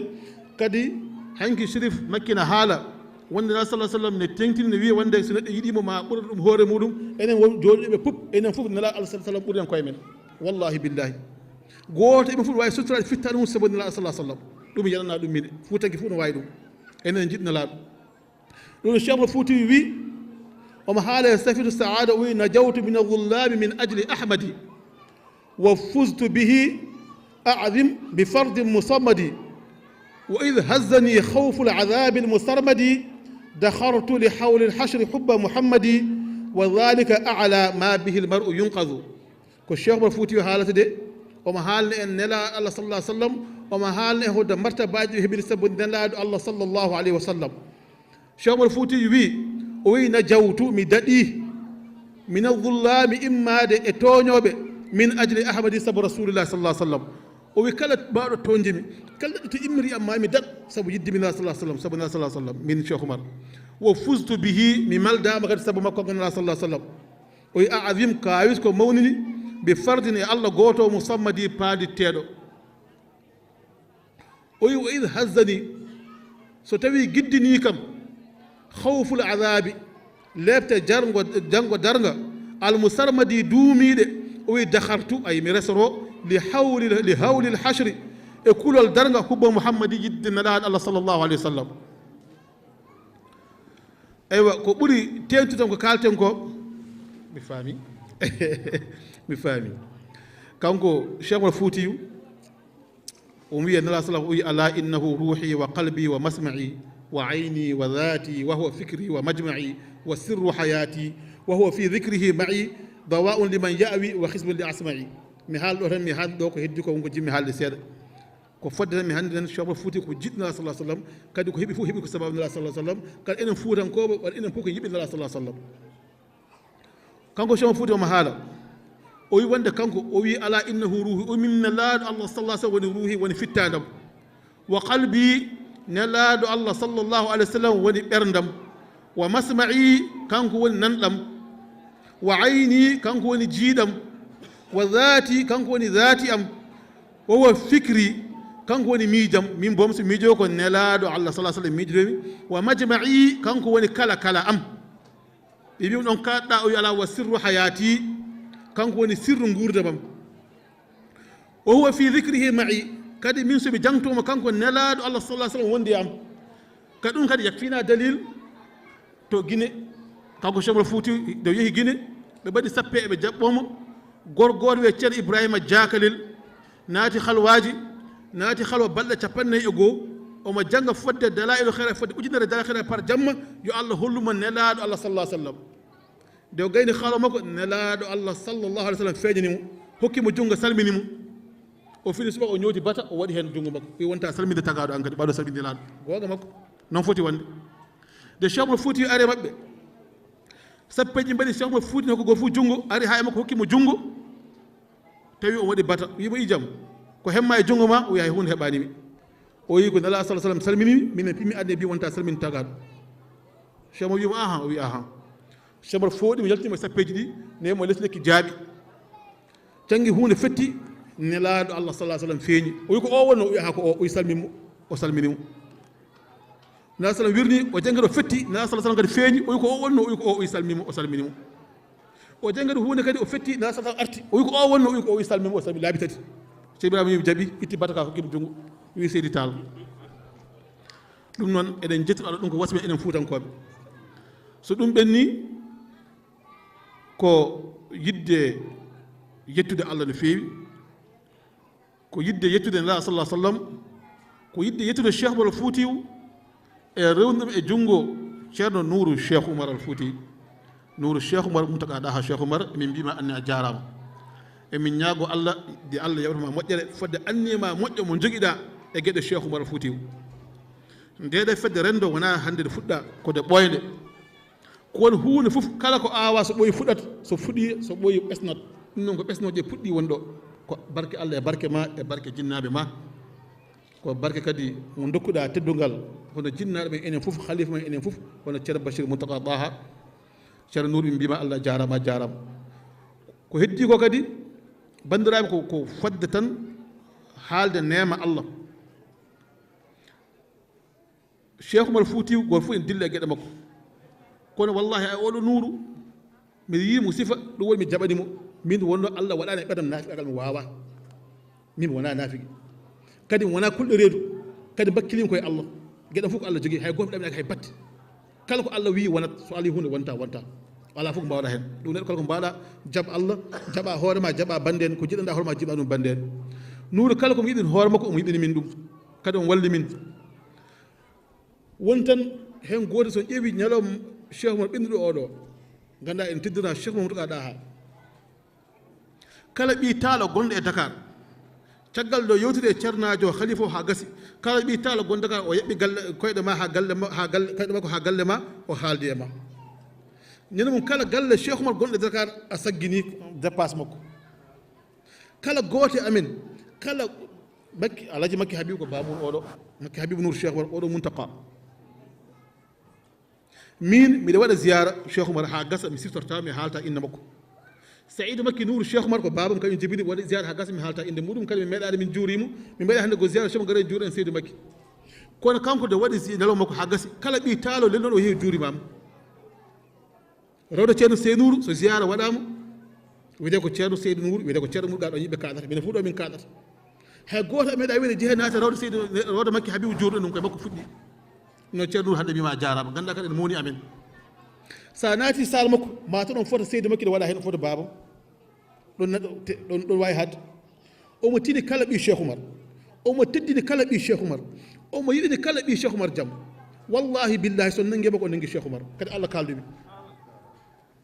so fewji hunde en ndewi hen wallahi ma en jii hen koye men ala hen ko liggonto hoore makko liggonto ko Allah e nulaade muɗum kadi waɗira ko sabi Allah ala hen ko faɗi hen kadi ko jawdi makko e barke makko waddata hen kadi kala ko waɗi kala ko waɗa ma yewtude yimɓe o ma yewtude ceerno Bachir goɗo haaɗ ɗon so ceerno Bachir taƴi hunde gasi goɗɗo ala koye ala hay minen sukaɓe ma haaldami o miñiraga ko ni miijimi ko ni miiji mbaɗire ni kadi kala ko haalde ma o haalde makko moƴƴi sa arima ko ɓerde ma ne huɓɓi neɗɗo so haalde ma sahi ma salmin jomum junngo paamodiron kanko o taƴata enɗam ko jokko enɗam neɗɗo noon so tawi a wiyama ar sertu e bande en salo neɗɗo waɗa jaɓ sertude bandu men kono sa wiyama kadi ar jaasa bande en salo neɗɗo waɗa jaɓ jaasa bandu men ɗum neɗɗo jeeya ɗum surtout enen en ganda ɗum noon oɗon italiɗaɓe kadi emin jetta on no feewi emin ñaago noon Allah barke Cheikh Oumar yo rufe men enen fof eɗen ñaago noon Allah kadi kawral emin ñaago noon Allah kadi faamodirde kadi kala neɗɗo garɗo e mon haale mon ko moƴƴi keɗe ɗum kala neɗɗo kadi way goto o jaɓ añande goɗɗo o paamodire hakkude moɗon neɗɗo kala ko yiɗanɗa hoore ma yiɗa ɗum bande paamodire nangodire sabi Allah enen fof jokkodiren sabi Allah kala ko golten gollen sabi Allah wonde kala ko waɗa Allah feewani moƴƴani enen fof eɗen gandi hono ɗeɗo jondele ko moƴƴata woni hen hay hunde moƴƴani ha fota e moƴƴere ndeɗo mi sakkitoro e hadith to qudsi to Allah wiya wajjabat mahabbati lil mutahabbina fiyya wal mutajalisina fiyya wal mutazawirina fiyya wal mutabadilina fiyya alhamdulillah rabbil alamin nahnu tahabbna fillah wa tajalasna fillah wa tabadalna fillah alhamdulillah rabbil alamin enen ko badde fu Allah badirden non ya Allah jabanen bandira on calminama on juurama wassalamu aleykum wa rahmatullahi taala wa barakatuhu wa sallallahu ala sayyidina muhammadin nabil ummi wa ala alihi wa sahbihi wa sallim. Bismillah bandiraɓe assalamu aleykum wa rahmatullah. min kam ngesa fof mi ramanama baɗo ngesa ko ngesa wonno kono mi ramanama ha laaɓi. Cheikh Oumar zahir mum e baɗinu mum e baɗin baɗi fof haalama hannde kono noon en jii hade lommet Cheikh Oumar haale toon nanen kono hannde kam en jiide gite meɗen wona en kollama Dagambere en kollama Bandiagara tato ɓe haali ɓeɗo tato o haali holɓe tato tawaɓe Cheikh Oumar ɗo yaltata tawa ko Hamberi o ko kaaɗo debbo wiyete ko Yende e baylo gorko wiye kanguɗo Gangali ɓe tawa bajjugol Cheikh Oumar e goto tawa goɗɗo saɗa ɓe tato tawa ko Yende tawa ko Hamberi e kanguɗo Gangali ɓe gonde haaɓe hayri ɓe tan tawa goɗɗo tawa kamɓe jogino surlo ɓe totti Tidiane Amadou Nour Cheikh Oumar mundo ko aɗa Cheikh Oumar Allah jarama jarama goɗɗi ɗe fof Allah rewni lawol a ƴetti ɗeɗo golle kono noon ko a wayri Amaral muminino jinnaɗo ma o ceerno men o giɗo men o kalifa men o laaɓɗo rewdu o jaaɗo arsugo o holoɗo noon ko Basiru Muntaga ɗa ha Cheikh Oumar Tall on jeeyi o jamma kadi ceerno Basiru rewni ko laawol so itti afu mum ɓiyum giɗo mum almudu mum sehil mum koolawɗo mum ɗum wi ya lumtomi holo noon Mouhamadoul Makki Sarif Haydara o de ko ceerno Basiru nani noon Nouru wi Nouru aɗa yoni ɗum an aɗa yoni ceerno Basiru kadi aɗa laaɓa ceerno Basiru an guila ka cukalel Fuutankoɓe paamon noon onon kamɓe on gofade lawol Cheikh Oumar no dawdu on ɗo no dawata nde o dawdi koye moon premier bato ko Fuuta ko hordolde onon tawa hoore fonde oɗon tawa Guiraye oɗon tawa Dingirayi fi jiyaade lillahi makko fof seeɗi ko onon gonno sahaba makko ɓe kono zahir e baɗi fof kaali heddi ɗon ko no wayi ndimago makko e heeɓere omo dawa Dingirayi o wi ko mamam Sali Sawa Sara Farba Samba Gowa Farba Hamadou Moutel so lawake no dawane jiyaadi ko yo course moftede ko feetel noddete hono mbiɗa ɗon furgalin wakkalin alim ala kulli fallin mojo cerɗi looƴo gaydi baaɗi jikuno ko silamaji burmu sukanuji tikka mojo cedilojo gaydimaji musafil masre samba dembali mutarbu fabata seydi furgalin wakalin alim ala kulli fallin ilmasre samba dembali mutarbu fabata seydi mota waɗa mutar samba e dewa samba jiidumo goto e baba goto muta samba jiɓe antumani mutaji ɓe seydi antumani wiyete wali wullayi seydu antumani mutar samba dembali mutar buufa madi seydi o jiɓe eliman gueɗo seydu antumani ibrahima seydu antumani boubacar seydu antumani sire seydu antumani alpha seydu antumani ousmane seydu antumani oumar seydu antumani sahabaɓe rasulillahi ɓe to goni noote wodde silaba lellama hande fi jihadi lillahi nouru seykou mar muntagaɗa ha seydu antumani moutar ganda feri lawol jihadi lillahi seydu antumani moutar samba dembali moutar boufa baɗa seydi jibinama seykou mar fi jihadi lillahi agiɓe seykou mar muntaga seykou mar dayi seykou mar nasiru seykou mar nouru seykou mar haadi seykou mar ɗaha seydou mar bahi seydou mar makki seydou mar ko wona ɗaha seydou mar ko ñalowma lambeɗo heddi fi jihadi lillahi jibinti jaade muntaga ba maɗa seykou mar muntaga ba maɗa makki muntaga bama habi muntaga ba maɗa haadi bama ɗa bama mouhamadoul basirou bama saydou bama moutar bama nouru zaman jaleya ɓoye honade fuutankoɓe ɓe salamani on allah jarama on jarama ber gabonaɓe on woni sahabaɓe de premier addiɓe leydi he ko nouru seykou mad mundo ko adda ha wicen dia fuuta fof ne rendi ɗimmiri ko hande ber gabon tal haydara allah jarama on jarama allahuma salli ala sayyidina jazakumullahu anna khayra alhamdulillahi rabbil alamin والصلاة والسلام على أشرف الأنبياء والمرسلين محمد صلى الله عليه وسلم bandiraɓe enen fof mbiyan alhamdulillahi rabbil alamin bokki jullit yi sëriñ bi nee na nañ wax alhamdulillahi rabbil alamin no wayno ko addanno en ummade ko mi wino hanki kala ɗo gonɗen mo ndendirɗen sababu mum ma wonde men inchallah mu ne lii nga xam ne yii fan yëpp wala yii weer yëpp ñu ngi koy waaj mu tax noo jóg waxoon na leen ne heure boo xamee ne jóg nañ li ñu tax a jóg dana nekk bu soobee yàlla koorka haɗanimi arde koorka kay hokkimi ko temps ɓurɗo yaajde mu ne moom dafa wooroon duhut koor gee ko teree dikk ndax koor daf koy gën a jox temps sax mu gën a am ak jot parce que ko ceerno bachiru wonno invité min d'honneur mu ne ceerno basiru khalifatu omariya moo nekkoon invité d'honneur bi kadi ne kanko woni mawɗo fedde rendo ko ɗum woni kayitaji men te mu ne ci seen kayit yi nga xam ne moom lañ def fedde rendo ceerno basiru mooy nekk njiit li parce que woni kayitaji he woni mawɗo fedde nde ko khalifa galle cheikh oumar mu ne seen statut kayitu rendo bi liñ ci def rek képp koo xam ne jamono yow yaay xalifa cheikh oumar yow yaay xalifa rendo bi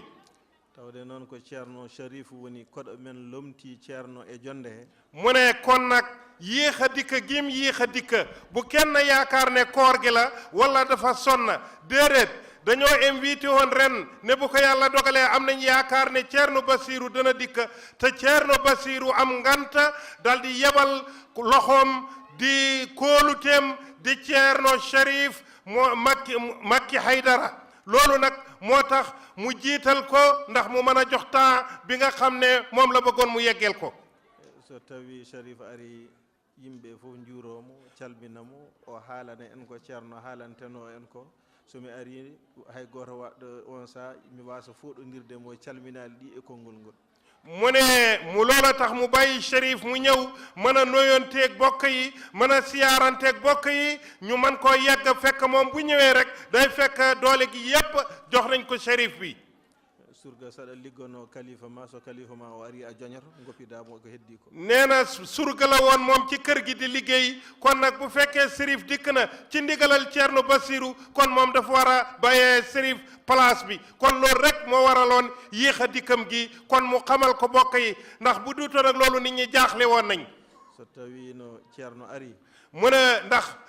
sëriñam di wajjuram Thierno Bassirou su fekkoonte ñëw na min gontarmi tan koye surgaji ɓurɗi famɗude e surgaji ɗi mu ne kon moom day bokk ci surga yi gën a tuuti ci surga yi ɗum noon so Cherif jooɗima hade mi hokkede haqqe kono usta haqqe makko mu ne kon nag day bañ mu toog ñu jox ko martaba boo xam ne joxuñ ko Cherif Makki te Cherif Makki moo xeyoog martaba boobu ndax moo fi toog jataayam alxalifa bi ɗum waɗi ko waɗnomi toon ko mu ne loolu nag moo waraloon muñandikoom gi pour mu dalal seen xel ngeen xam ne loolu rekk a taxoon mu yéex a dikk ndax nag xam na ne Cherif bi moo fi toog toogaayam Thierno Bassirou Tall ɗum noon ɓe jaafomi e wasde arde nde kono ko ɗum hanno kam arde mu ne kon nag leeralal na leen ko waaye mi ngi sàkku ci yéen njéggalu li ngeen ko yéex a gis ndax nit ñi gëlëmoon nañ jaaxle woon nañ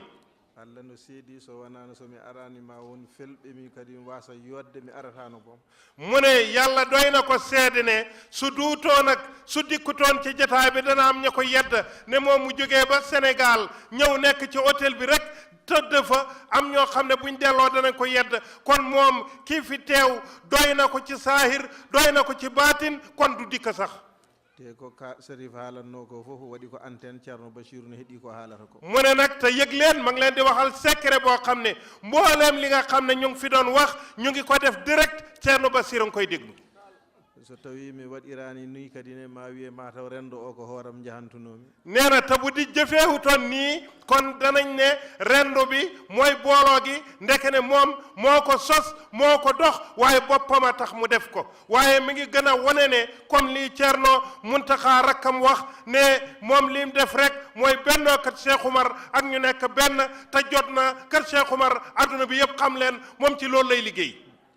heddi ko noon mbiyatami ko golle ɗe on jii duuɓi 16 oɗon heen mu ne liggéey bi nag lim leen di wax yéen ñi nga xam ne yéen a ngi ci rendo bi at bi mu ko fi andee ak léegi ren la ci fukki at ak juróom benn rendo wona daayira mu ne xam leen ne rendo nekkut ab daayira ko association entre aide islamique nommé Cheikh Oumarul Foutiyou waaw loolu moom français la fooruma ci ko dental mu ne dental mbooloo dimbalante la wallondirde dimbalante e wallondirde ak dimbalante ci seen biir e wallondirde e l'islam ak dimbalante ci l'islam sabi Allah ngir yàlla e barke Cheikh Oumar ak ci barke Cheikh Oumarul Foutiyou e l'islam ak l'islam bi daayira daayira ko hunde tokosere mbir mu tuuti la kono l'islam waaye l'islam no yaaji dafa yaatu Cheikh Oumar noon nee na Cheikh Oumar nag ko l'islam l'islam la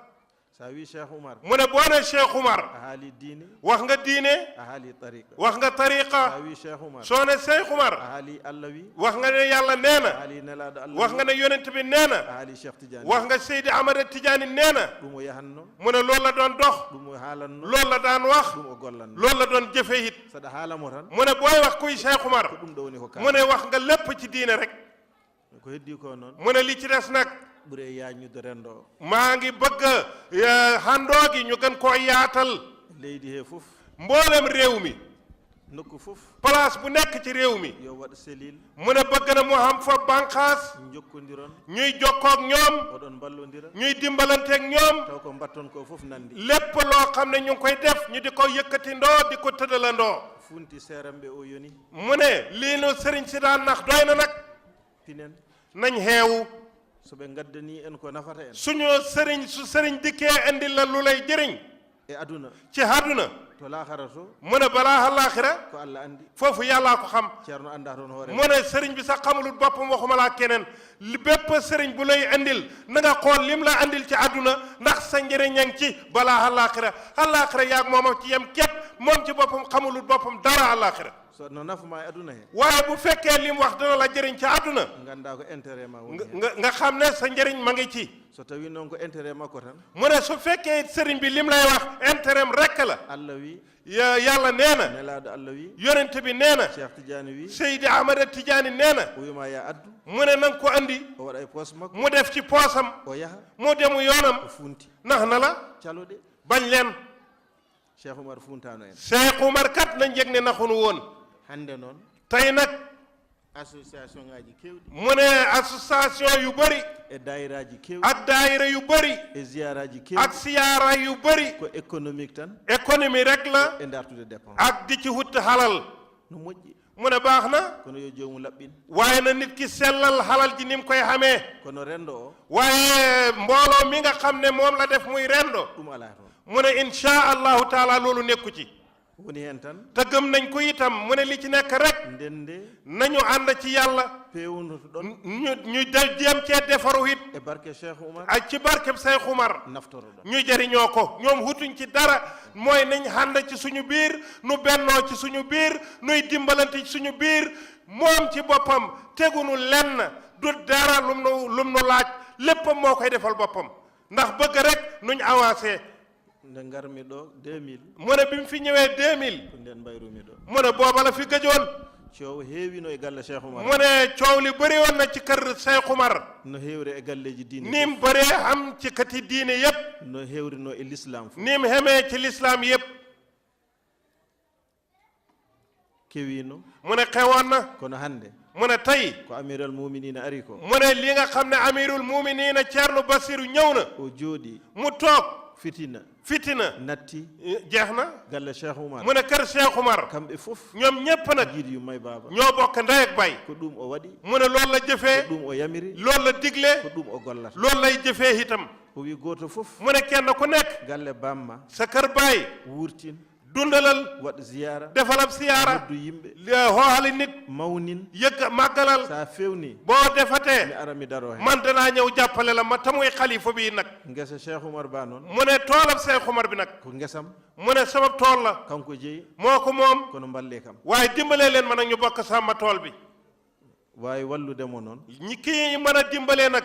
ko darotoɗo mooy ñi taxaw taw gartam mum tan te fekk lii lépp luy looluy delloosi ko yo feewo mooy na tool bi baax yo galle Cheikh Oumar ñantu na kër Cheikh Oumar handa nañ sagu yo image Cheikh Oumar ñantu mu ne image si Cheikh Oumar na ko nit ñi xam na ko ñëpp a gis tamu rafet nag yo fuutankoɓe naftoro mu ne na ko jullit ñëpp jëriñoo na ko fuutankooɓe yi jëriñoo yo fulɓe naftoro mu ne halpulaar yi nañ ko jëriñoo ko dul halpulaar nang ko jëriñoo tidianiyankoɓe naftoro ko koy tijaan nang ko jëriñoo ko nekk ci beneen tariqa nang ko jëriñoo yo séeréer naftoro na ko séeréer bi jëriñoo na ko joolaa bi jëriñoo bambara naftoro na ko bambara bi jëriñoo yo lebu naftoro na ko lebu bi jëriñoo parce que Cheikh Oumar natti tan mu ne Cheikh Oumar nañ xam ne rek nekkul rek o natti tan ko tidianiyanke mu ne tuut na ci Cheikh Oumar nga ne ko tijaan rek la Cheikh Oumar ko adamiyanke Cheikh Oumar doomu aadama la ko adami mu ne doomi aadama la kala ɓi adama képp kuy doomu aadama no foti naftorade war ngaa mën a jëriñoo Cheikh Oumar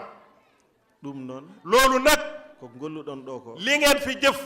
wona hunde famɗude mu ne na ngeen xam ne mbir mu màgg la kono objectif men mu ne loolu nga xam ne wax na ko léegi ci nasaraan bi ko woni fande tare mu ne li nga xam ne mooy jubluwaay bi ziyara mon garowo seen siyaara beneen bi ñëw insha allahu Ceerno Bachir ara ɗo mu ne bu soobee yàlla Ceerno Basiru dana ñëw seen kanam at taw ko dental Cheikh Oumar mu ne fekk it mbooloom Cheikh Oumar addatamo ɗo ñoo ko fi andi kala gaddanɗo on képp ku leen andil kono sernda on lu leen di tàqalee caloɗe bañ leen te kalne ɗum te na ngeen ko freiné it jiɗɗon ko wallede li ngeen bëgg mooy ñu dimbale leen wona sertirede waaye bëggu leen ku leen tàqalee so ndendi suñu àndoo nokku fof lépp lu ñu bëgg waɗi dental Cheikh Oumar mbooleem région yi ci réew mi région bu nekk nañ créé fête Cheikh Oumar rendo Cheikh Oumar mawɓe pelle ɗe no pewjita magi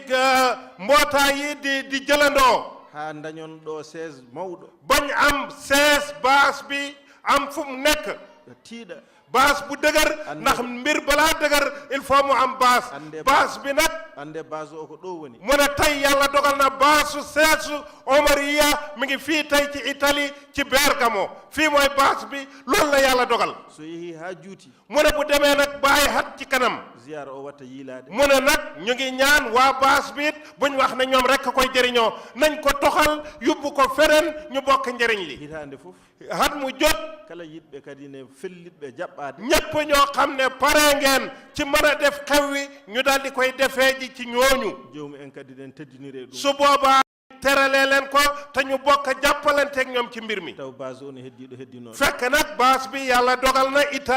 Bergamo la yàlla dogal baas bi tawde ko ɗon fuɗɗi ndem fii la ko yàlla dogalee ñoo njëkk a def jotaay pour siyaara Cheikh Oumar loolu ñoom la ko yàlla may kon nag nañ leen nangul loolu ñu xam ne fii la baas bi nekk loolu la yàlla dogal itam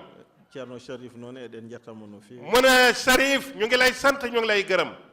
ko o timmini mu ne matal nga liñ la ndaw liñ la yónni woon o yóodni mu ne rafetal nga itam hayso ceerno arino mu ne même bu ceerno Basiru ñëwoon on gardi ngeen bokk hande itam fof koye juuɗe ma wona moom xam na ne lépp ceerno Basiru ci sa loxo la koy teg an ko kanko ko duwa o tan o jogii mu ne ceerno Basiru ñaan rek lay def saɗa nela noon mu ne sooy yónni nel karallo mu ne na nga yónni ku xereñ hoto wasiyoma ko haalata so yeehi ndax bu demee mu mën a nettali ni nga ko yebalee woon mu matalelee ko Cherif ko ɗum woni ko waɗi mu ne Cherif loolu la fi jëfee min calmina miñu men ceerno Muntaga mu ne ñu ngi nuyu rakkam ceerno Muntaga Makki Habibu Nuuru Cheikh Oumarul Fouti radiyallahu taala anhu ganduɗa kañum woni président d'honneur mu ne nag nañ xam ne Makki Muntaga mi toog ci càmmooyam moom mooy président d'honneur fête Cheikh Oumar ahbaabu Cheikh Oumar moom mooy président d'honneur bi ci mbooleem Italie loolu la yàlla dogal ndax nag yàlla dogal na mooy dereti Cheikh Oumar joo xam ne ñu ngi dund ak moom fii ci Italie kon nag rafet na ñu sedd ko teraanga boobu ɗum waɗi kala kono waɗee ɗo looloo tax lépp loo xam ne rendo Cheikh Oumar ma ngi koy def ci Italie teddungal ngal kanko jeyi mu ne teraanga ji Ceerno Muntaga Makki moom teraanga bi te buñ def dara ci la du ndigalam it yetto miñam Muntaga Sehi mu ne naka noonu mi ngi sant rakkam xaritam Muntaga Seydou Taal Seydou Makki Nooru Cheikh Oumarul Fuutiyu on nani ko haali ko mu ne dégg ngeen seede yu rafet yi mu nettali ko moƴƴere makko tan mu ne ak mbaaxam la wona ko wone am mu ne li mu wax lii xaj na sax nekkut ci moom waaye dafa baax waaye li mu wax moo nekk ci yow seetaan naa ko ziyaara boo leen dajee Sénégal mu wax fa témoin yuñ mel bi ngeen dajee Italie bi nga ne man jëlal leen ma hôtel waaye moom maa koy jëlal hôtel lii seetaan naa mu wax ko ci télévision seede na loolu ci Sénégal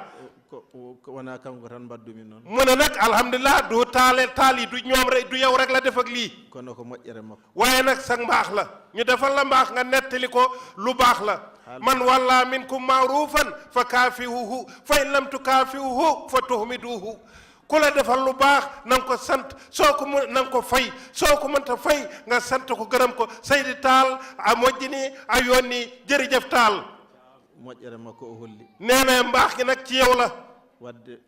kon nag haaltude ɓuri sadde mu ne ñu defal la mbaax nga nettali ko moo gën a jafe rawatina koo bokk ak deraj nag te ko haali ko mi waɗani ɗum fof te li nga waxandoor sax defu ko yéene na ko nag ba yéene la ko raw mbeɗa andi noon onon yimɓe Italie omo horsini on mu ne nag nun waa Italie it seede lañ ne xam nañ ne fonk nanu te dëgg la ndax daaw ma ngi ko fekk Gabon fa la daggee biyam 1 million CFA moo ko fay boppam ñëw ne danaa fekkee si jataay bi kon nag bëgg na Italie waaye Italie it bëgg nañ ko ɗum noon kala nde jiiɗon mo gande ko ɓesngu Cheikh Oumar mu ne nag nañ xam ne heure bu ko fi yàlla andee nañ xam ne buñ ko gisee gis nañ mboolem njabootu Cheikh Oumar ɗum noon mbeɗa wiya bandiraɓe ɓesngu Cheikh Oumar e heddiɓe fof kala mono walla on yo wallu on no ɓeydirɗon ko gonɗon e mum ko mu ne nag mag noy ñaan di ñaan mboolem njabootu Cheikh Oumar képp koo ci nit di téléphone anteeg koo ci waxanteeg nañ jokkoo ak ñoom ci nuñ nekkee benn ka nuy dimbalee nag nu dimbalee nu nekkee benn kuy dimbalee waa kër Cheikh Oumar nang leen dimbalee ci bennoo jot na ñu bennoo so tawi goɗɗo ari wi yo goɗɗum waɗe ko taw goɗɗum ɗum ɗo nanɗo tan ɗum addata ko goɗɗum mu ne nag keneen bu fi bëggee créer leneen nañ góorgóorlu ñu xam suñ fulla buñ ko seetaan nun njabootu Cheikh Oumar yépp yem ci nun képp ku dikk danañ la teral ngir Cheikh Oumarul Fouti radiyallahu taala anhu kon nag keneen ku fi bëgg ñëw créer leneen ak kum mën a doon buñ ànd ak moom ci loolu ɗum noon eɗen ñaagono kalifa men o amiral muminina ceerno Mouhamadoul Bachir nde Allah woppatamo yeeso men nee na nag moom mi ngi ñaan nuy nañ ñaan ceerno Mouhamadoul Bachiru yal na ko yàlla yàggal suñu kanam minen mi haali ñanden Dakar mbimi minen min mba komin ɓiɓɓe makko ɗum ko Allah waɗi mu ne wax na ko ci Dakar ne ko nun ay doomam lañ yàlla loolu la def wonde almuudo noon weeɓani nekk taalu bi nag yombut min etota ko boom mu ne bëgg nañ ko waaye boobu xam nañ ne munuñ koo nekk nden min mbiyanno komin maccuɓe makko mu ne dañ daan wax ne ay jaamam lañ kono hay ɗum min tawi foori mu ne fekk nañ ne hay ñu nekk jaamam te nañ ko par ce que martaba makko wonde hen maccuɗo weeɓani mu ne nekk jaamam sax bëggoon nañoo nekk jaamam waaye martaba bu kowe bi mu nekk ndax jaam bu fa sanga bi nekkutu rek mu nekk sanga te kon martaba bi kowe na ci ñoom te maccuɗo no wawi murtude martuɗo no wawi murtude mu ne te ab jaam mën na beew hit no wawi dogde mën na daw no wawi yiilade rimɗi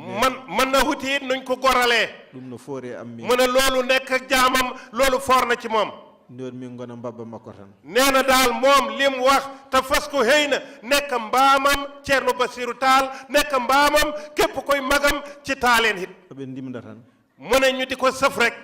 mbabba noon so fettima ne mu ne mbaam bu weqee nag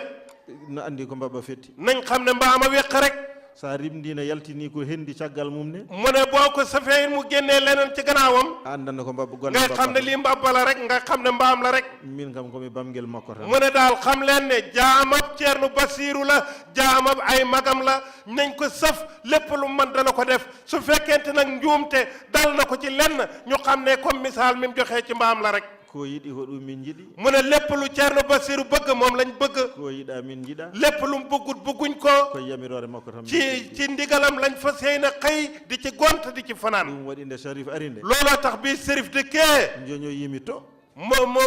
mu bokk ji fële goppitmi on e Sharif mu bàyyi mu nekk Sharif so wonano somi arani mu ne bu du toon ak bu dikkee tee mi hisata du mucc wiyami bonni fof ñu ne yàq na xew wépp ɗum tan addimi lii doo nga ko di andi wiya ummima gila Sénégal waaye jógee na Sénégal o yettaki saal o o dikkut ci saal bi ɓe jiirat ɗum sifa goɗɗo mu ne doomu aadama moo mel noonu ñu gisee ko neneen ko ɗum tan addimi mu ne looloo ko fi andi kono Sharif kay waaye Sharif so jooɗima bu toogee mi yiɗano feeñde hen mu ne moom buggutoon sax feeñ ci hade yimɓe cikkude ndax bu nit ñi yaakaar ne min addi rendo liggéey bi yàlla jaarale ko ci loxom mu liggéey ko bu mu toll fi mu toll mbeɗa holla hen hooram daf ciy wonee boppam so noddanomi wallahi suñ ko hoohutoon mi arata ɗo du dikk hit wassalamu aleykum wassalamu aleykum wa rahmatullahi taala wa barakatuh ɗum noon mu ne kon nag ko ɗon cakkitortomi loolu lay mujjee rewɓe ɓe jigéen ñi rewɓe ɓe jigéen ñi rewɓe ɓe jigéen ñi rewɓe ɓe dégg ngeen de wax na ko ñeenti yoon jigéen ñi kon nag am na lu mu bëgg a wax nelaaɗo sallallahu alayhi wa sallam nee na sallallahu alayhi wa sallam nee na kala ko moƴƴi e l'islam he lépp lu baax ci l'islam bi ko rewɓe gardi hen jigéen ñaa ci jiitu sohna Khadija kanko yiitani hoore makko nelaaɗo moom moo gisal boppam yonent bi bëggal ko boppam o ƴamani hoore makko nelaaɗo moom moo ngorol boppam yonent bi hit o dartini hoore makko nelaaɗo moom moo def sabab yi nga xam ne yonent bi dana ko mën a xamee o yinni nelaaɗo mu bëggalee yonent bi mu bëgg ko ha nelaaɗo yiɗimo ba yonent bi bëgg ko suusi ƴamdemo bam ñemee koo bëgg ɗon tarabuya fuɗɗi mu ne tarbiya foofu la commencé ko Allah yoɓimo mu ne li ko yàlla faye fatimata bintu rasul kala sharif képp koo xam ne sharif nga jaltuɗo e nelaaɗo ku ñuy askanee ne jógee nga ci yonent bi rek ha yetti sharif makki ba ci sharif makki biñ toog ak tey mo jeeyaka hen e fatimata ku binta bokkut ci fatimata bintu rek an aw sarifagal ma won ko banggue goɗɗo yow sak sharif am na boor bu mu jaaree kono yettaki nelaaɗo waaye hakkut ci yonent bi sallallahu alayhi wa sallam Allah yoɓimo ɗum mu ne yàlla faye na sayda Khadija loolu taniraɓe makko fof mu ne sëtam yépp nag nelaɗo moom yonente bi allah yaltin ɗum koye sohna mboolem njaboot gi ma xam ci soxna Fatimata la ko ndoo ci Khadija la ko yàlla génnee cheikh oumarul fouti mu ne Cheikh Oumarul Fouti yu kala ko o dañi lépp lu mu xam ɗo yeehi fof fépp fu mu dem wiyata kono yumma ko ala dafay wax ne ku mel ni sama yaay amul rendo ne mu ne ren mbootaay gi itam rewɓe ɓe jigéen ñi so rendo wayindani bu mbootaay gi melee nii ko onon mu ne yéen itam de liggéey ngeen ci ko onon mbaɗi mu ne yéen a def ko onon ndefi yéen a togg ko onon ɓuri ñantade yéen a gën a solu itam yo allah barkin on mu ne yal na yàlla barkeel ngeen def seeni hôtesse bu mu rafet barkina ɓesgu mon nee na yal na yàlla barkeel leen barkeel seen ak njaboot onon gandi ko jiɗɗon yo allah waɗa mu ne kenn ku nekk ci yéen xam na lim bëgg yal na ko yàlla defal Sharif duyima nane nee na Sérif ñaanoon na o wi crise o gasi mu ne Sérif warlu na ci barke maamam ci barke jotaay kim fi toog nee na crise bi jeex na te sikki ala te sikki amul so yimɓe no ndenda ɗo ngir Cheikh Oumar su nit ñi di dajee ngir jëmmi Cheikh Oumar hitande fof hat mu jot crise o no yaha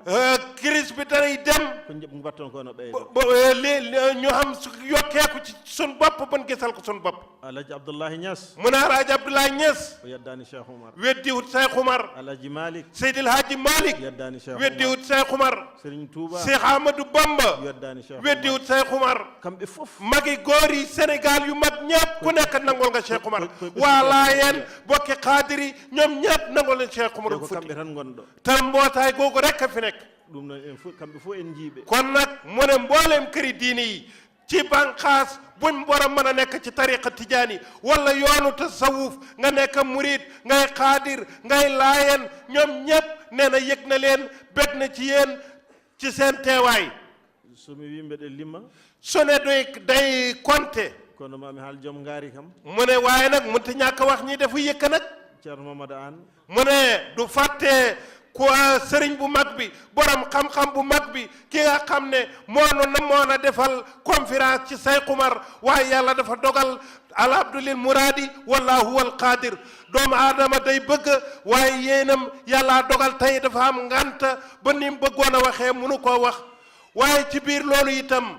joxe na aw yëkk ci jataayu Cheikh Oumarul Fuutiyu bi o hitaande gonnen ari mu ne weneen hat bu dikkee yo hum ngaari ndi hande filmé mu ne na nga xeew yëkk wi it yal na la yàlla wërsëgal nga defaat yëkk wi bañ film ko min nawa ɗum Sénégal mu ne ñu yóbbu film bi Sénégal min mbiya ceerno ndi ko woni ngaari Mamadou Anne ñu ne Ceerno Basiru yëkk wi Ceerno Mamadou Anne moo ko def yal na ko yàlla jox wërsëg wi ak man-man bi ak xam-xam bi bu mu def ko déwén e ceerno Moussa Alioune Ba mu ne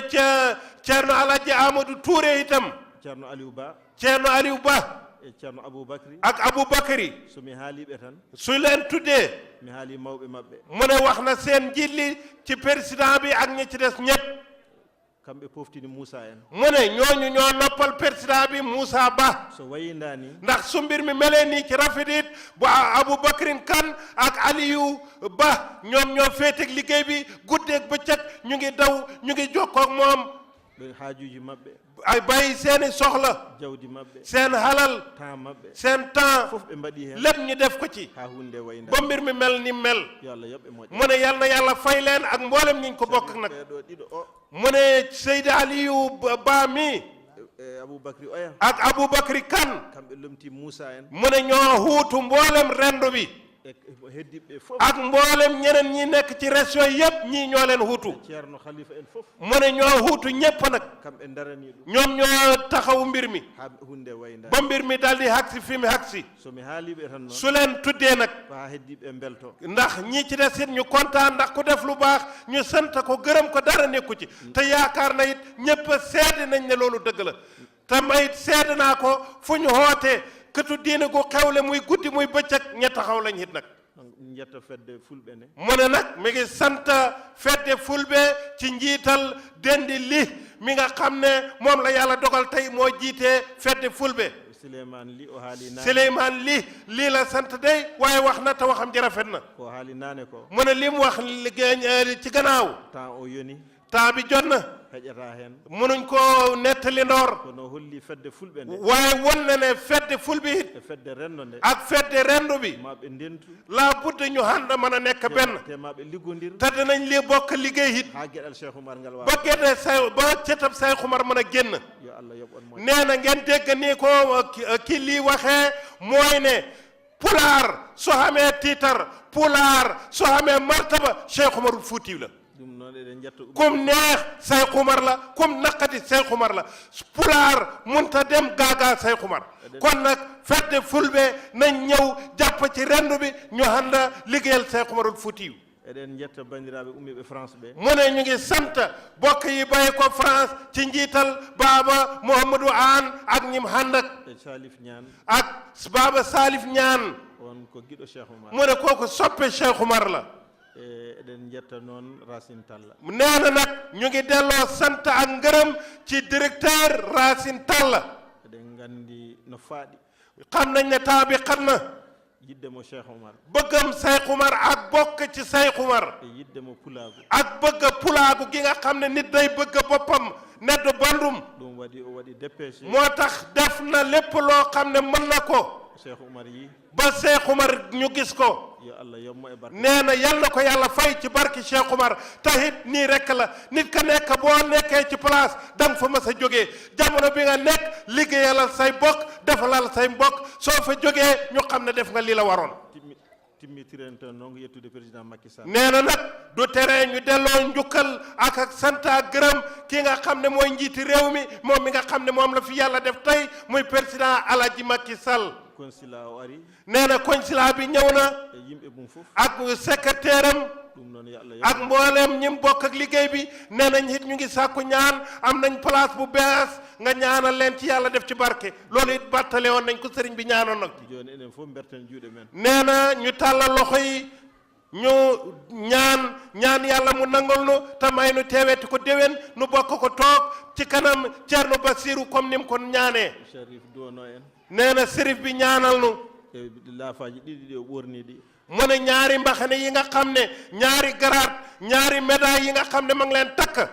e ko tanum nelaɗo Allah nee na satab yonente bi la sallallahu alayhi wa sallam boo xam ne kenn werantiwu ko omo jooɗi jonde Ceerno Bachir mu ne te ma ngi toogee jataayeb satab yonente bi la waaye ma ngi fi toogaaye ca toogaayeb xalifa bi Ceerno Basiru goto fof yo fiɓe haaju mum mu ne kenn ku nekk na nga xëy na ci sa xol li nga bëgg so tawi yiyani ko yiɗi ko tan nee na su fekkee gisuloo li nga yéena wona e duwotoɗo o duut ci kii ñaan wona e ñagueteɗo o duut kii maye hiddi yàlla ko fimde ma ci sa yéena la sa yiyani tan mu ne képp ka gisul li ngay ñaan ci yow la xoolal sa bopp ci yow la e anniya ma ci sa anniye sa xëyna bi kono duwotoɗo o waaye kii ñaan ku sell la emo duwoto e mum kii muy ñaan ku mën a maye liñ koy ñaan la koko gasi toon te du fa jeex te ma joxe ko rek lay def nag enen fof mbiyen amin nee na nun ñëpp nag nañ wax amin bismillah ngeen jël xëyna yi الفاتحة صلاة الفاتح nee na ñu def fatiha salatul fatih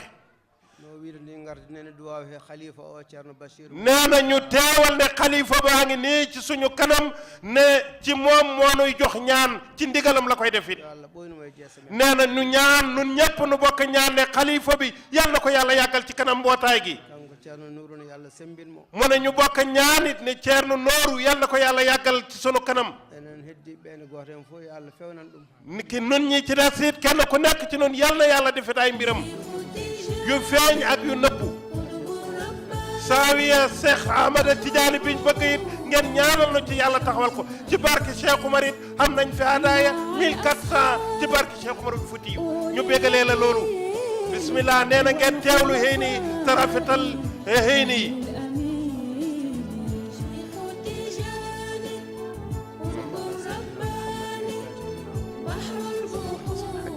والهادي إلى صراط سبحان ربك رب العزة عما يصفون وسلام على المرسلين والحمد لله رب العالمين